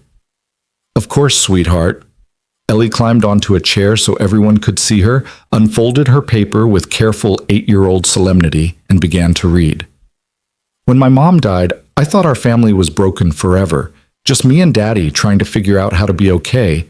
But then Elena came, and she didn't fix everything because you can't fix sad. But she made new things, new happy things that don't replace the old happy, but live next to it. She fought really hard to be with us even when people were mean. She showed me that love is brave and sometimes you have to be stubborn to keep good things. So thank you, Elena, for being stubborn, and for making Daddy smile again, and for helping with my science projects even though you're really busy. You're the best stepmom I didn't know I wanted." By the time Ellie finished, there wasn't a dry eye in the room. Elena was openly crying, not caring about her makeup or maintaining composure. She pulled Ellie into a hug and whispered, "Thank you for letting me into your family. It's the greatest honor of my life." Later, as the reception wound down and guests began to leave, Elena and Mason stood on the terrace overlooking the garden where they'd just gotten married. Ellie had fallen asleep in a chair inside, worn out from excitement and too much cake. "We did it," Mason said, pulling Elena close. "We actually did it, survived everything and ended up here." "Was it worth it?" Elena asked. "All the fighting and scrutiny and impossible choices?" Mason looked at her like she'd asked if breathing was worth it. "Elena, You're the love of my life. Ellie adores you. We have a future together that's ours to define however we want. Of course it was worth it. Even the parts where we nearly lost everything? Especially those parts, because they proved we're strong enough to survive anything. That what we have isn't some fragile thing that crumbles under pressure. It's real and tested and solid. Mason kissed her temple. Plus, you got a book deal out of it. That's something. Elena laughed. The book deal had come through 2 weeks earlier. A major publisher interested in her story about navigating corporate leadership while maintaining personal relationships. She'd signed the contract the same day Patricia Chen had been made permanent CEO of Crestwell, and it felt like the perfect symmetry. Endings and beginnings all wrapped up together. What do you think comes next? Elena asked. After the honeymoon, after the book is finished, what does our life look like? I don't know, Mason admitted. And for the first time in years, that doesn't terrify me. We'll figure it out, together. That's the whole point. They stood there for a while longer, watching the sun set over the botanical garden, holding each other in comfortable silence. Inside, Ellie stirred and called out for them, and they went to her together. Their daughter, because that's what she was now, officially and legally and in every way that mattered. The honeymoon was a week in a cabin in the mountains, deliberately chosen for its lack of cell service and distance from anything resembling corporate culture. They hiked trails that Elena discovered she actually did enjoy, not because successful people were supposed to, but because they were beautiful. They taught Ellie to fish in a nearby stream with mixed results and much laughter. They spent evenings reading books and playing board games and being boring in the best possible way. On the last night, as they sat on the cabin's porch watching stars emerge in the impossibly dark sky, Mason said, I have a confession. Should I be worried? Elena asked. When you made that joke in the conference room, the birthday proposal, I knew immediately I was going to say yes. Not the joke yes, but actual yes. It was too fast, too ridiculous. But I looked at you standing there all confident and funny and vulnerable underneath, and I thought, this woman is going to completely disrupt my life. And I want her to. You're telling me you planned this entire chaos from the beginning? I'm saying I chose it, just like you did. We both looked at each other and decided that whatever complications came with loving each other, they'd be worth navigating. Mason turned to face her. We were right. It was worth it. Past tense, we're not done yet. No, Mason agreed. We're just getting started. When they returned from the honeymoon, Elena threw herself into writing. The book became her obsession in the best way, channeling everything she'd learned about corporate politics, relationship management, and the impossible standards women in leadership faced. She wrote about the birthday joke, the investigation, the lawsuits, all of it. But she also wrote about resilience and partnership and refusing to apologize for being human. Mason returned to work, not at Crestwell, but at a smaller tech consulting firm that valued his skills without the complicated history. He worked reasonable hours, came home for dinner every night, and never once regretted leaving the company where he'd spent 4 years. Some chapters needed to close completely before new ones could begin. Ellie started 3rd grade with the confident swagger of a kid whose family had survived hell and come out stronger. She told anyone who'd listen about her stepmom, the author, and her dad, the consultant, and their dog, because yes, Elena and Mason had eventually caved on the dog question and adopted a rescue terrier named Newton, who was currently terrorizing their backyard. 6 months after the wedding, Elena's book hit shelves with the provocative title, Love and Liability: What Corporate America Gets Wrong About Executive Relationships. It got reviewed in major business publications, sparked debates on leadership podcasts, and sold remarkably well for what was essentially a memoir about surviving corporate politics. But the part Elena was most proud of came 3 months after publication when she received an email from a woman in Chicago. I'm a VP at a Fortune 500 company, the woman wrote. I've been hiding my relationship with a colleague for 2 years because I was afraid of what it would do to my career. Your book gave me the courage to disclose it properly and fight for appropriate boundaries rather than living in secrecy. Thank you for showing me it was possible. Elena printed that email and kept it on her desk. Then came another, and another. Women from various industries writing to say they'd been inspired, supported, given frameworks for having these difficult conversations in their own companies. The book was creating ripples Elena hadn't anticipated, changing conversations in boardrooms she'd never set foot in. You're making a difference, Mason said one evening, reading over her shoulder as she responded to emails. All that suffering had purpose. I wouldn't say that, Elena corrected. The suffering was real and awful, and I wouldn't wish it on anyone, but at least it resulted in something useful. At least other people can learn from our mistakes and our strategies. Ever the pragmatist. Someone has to be, now that I've married an optimist. Life settled into rhythms that were sometimes boring and always precious. Elena wrote in the mornings while Ellie was at school and Mason was at work. Afternoons were for research or interviews with other executives who'd faced similar challenges. Evenings belonged to family, dinner together, homework help, the mundane miracle of just being present. They had their first real fight as a married couple 3 months in, something stupid about whose turn it was to do dishes that spiraled into deeper fears about losing themselves in domesticity. They worked through it the way they'd learned to work through everything: honest conversation, willingness to admit fault, and refusing to let pride override love. We're going to screw up sometimes, Mason said, after they'd apologized and made up. We're going to forget who does what chore, or say something careless, or get stressed and take it out on each other. That's normal. The difference is we don't let it break us. When did you get so wise about relationships? When I found someone worth being wise for. The 1-year anniversary of the wedding arrived faster than Elena expected. They'd planned to do something special, a fancy dinner, maybe a weekend away. Instead, Ellie came down with the flu, and they spent the anniversary taking turns holding her hair while she threw up and watching children's movies at 3 a.m. This is very romantic, Elena said as they collapsed into bed at dawn, both exhausted from overnight nursing duty. This is life, Mason corrected. The real stuff. Not the big dramatic moments, just showing up for each other when things are messy and unglamorous. I wouldn't change it, Elena said, and meant it. Her second book was already in the works, this one about building authentic leadership culture that supported whole humans rather than corporate automatons. Publishers were interested, speaking requests were coming in, and Elena was developing a reputation as someone who'd survive the impossible and come out fighting. But her favorite role wasn't author or speaker or former CEO. It was stepmom. Watching Ellie's science fair presentation about ecosystem balance and feeling pride so fierce it hurt. Helping with math homework while Mason cooked dinner, all of them working together in comfortable chaos. Being the person Ellie called when she had a bad day at school and needed someone to vent to. You know what I realized? Elena said to Mason one evening. They were in bed. The house finally quiet after getting Ellie to sleep. I spent years thinking my purpose was building companies and proving I belonged in leadership. But my actual purpose was getting to this point, to you and Ellie, and this life we've built. Everything else was just the path that got me here. That's very profound for 10 p.m. on a Tuesday. I'm serious. All those impossible choices, all that fighting, it made sense because it led here, to us.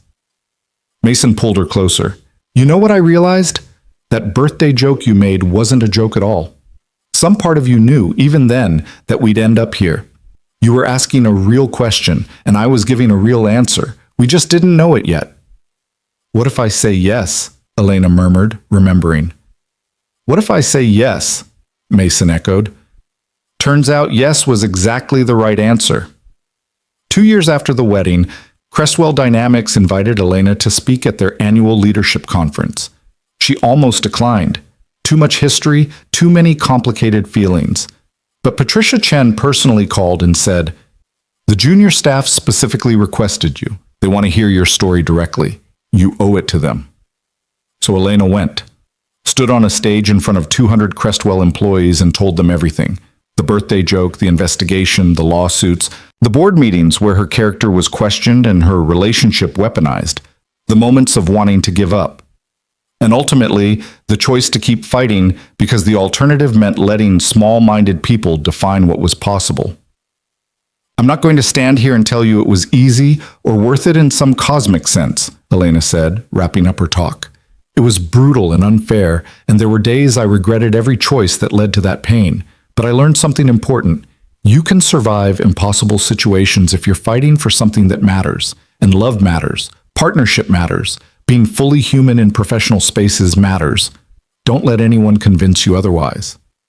The applause was thunderous. Afterwards, she was mobbed by employees wanting to share their own stories, ask advice, thank her for her courage. Patricia Chen found her an hour later, still signing books and answering questions. "You changed this place," Patricia said quietly. Patricia, Chow-san, more than you know. We have policies now that protect people in relationships, clear protocols, support systems, because you refused to accept that having personal feelings meant you couldn't be a good leader. "How's the company doing?" Elena asked. "Really?" "Thriving.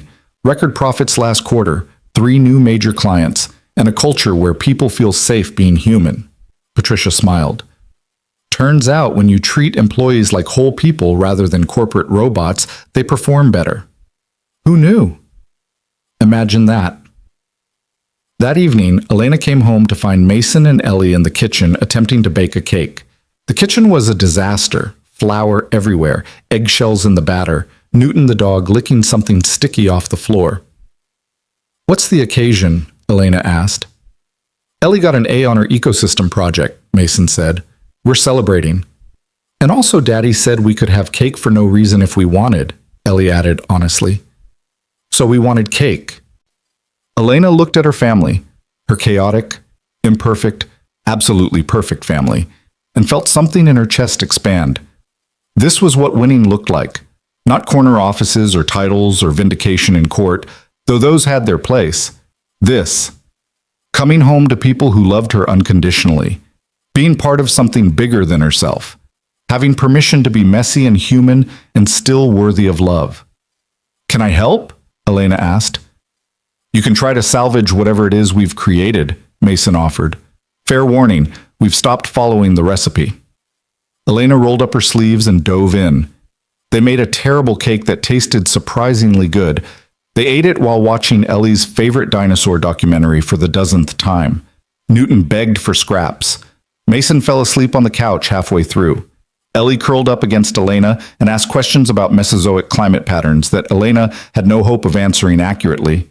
It was ordinary, it was boring, it was perfect. Later, after they'd gotten Ellie to bed and Mason had woken up enough to stumble to their room, Elena stood in the kitchen cleaning up the baking disaster and thought about that conference room 2 years ago. Elena Ward, CEO, making a joke proposal to her quiet project manager. "Will you marry me?" she'd asked, expecting laughter. "What if I say yes?" he'd responded, changing everything.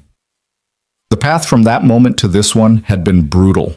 They'd lost jobs, fought lawsuits, endured scrutiny that should have destroyed them. They'd been tested in ways that broke most relationships, but they'd survived. More than survived. They'd built something real and lasting out of the wreckage. Elena's phone buzzed. A text from an unknown number. "Hi, Ms. Ward. I attended your talk at Crestwell today. I'm a junior project manager dating someone in senior leadership. We've been hiding it for 8 months out of fear. Your story gave me courage to disclose properly and fight for what matters. Thank you for showing us the way." Elena smiled and typed back, "You're welcome, and good luck. It's worth fighting for." She looked around her messy kitchen, cake crumbs on the counter, Newton sleeping in a pile of spilled flour, dishes stacked in the sink waiting to be washed. Through the doorway, she could see Mason in their bedroom, already asleep despite his promises to help clean up. Down the hall, Ellie was probably still awake, reading under the covers with a flashlight. This was her legacy, not the companies she'd built, or the lawsuits she'd won, or even the books she'd written. This family, this love, this ordinary, extraordinary life they'd fought so hard to protect. Elena turned off the kitchen light and went to bed, climbing in carefully beside Mason. He stirred, pulled her close without fully waking, and murmured something that sounded like "love you." "Love you too," Elena whispered back. "Thank you for saying yes." And in the quiet dark of their bedroom, in the house they'd made a home, Elena Ward, former CEO, current author, stepmom, wife, and survivor of impossible choices, finally let herself rest. The fighting was over. The war was won.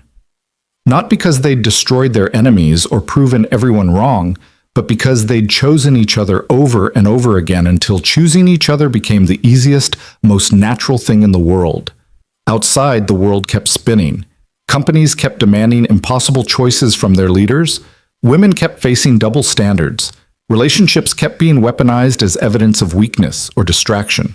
But somewhere in a modest house with a messy kitchen and a rescue terrier and a brilliant 8-year-old sleeping down the hall, two people had proven that love could survive scrutiny, that partnership could withstand pressure, that you didn't have to choose between professional success and personal fulfillment. You could fight for both and win. The story that had started with a birthday joke ended with this: a family sleeping peacefully, secure in the knowledge that whatever came next, they'd face it together.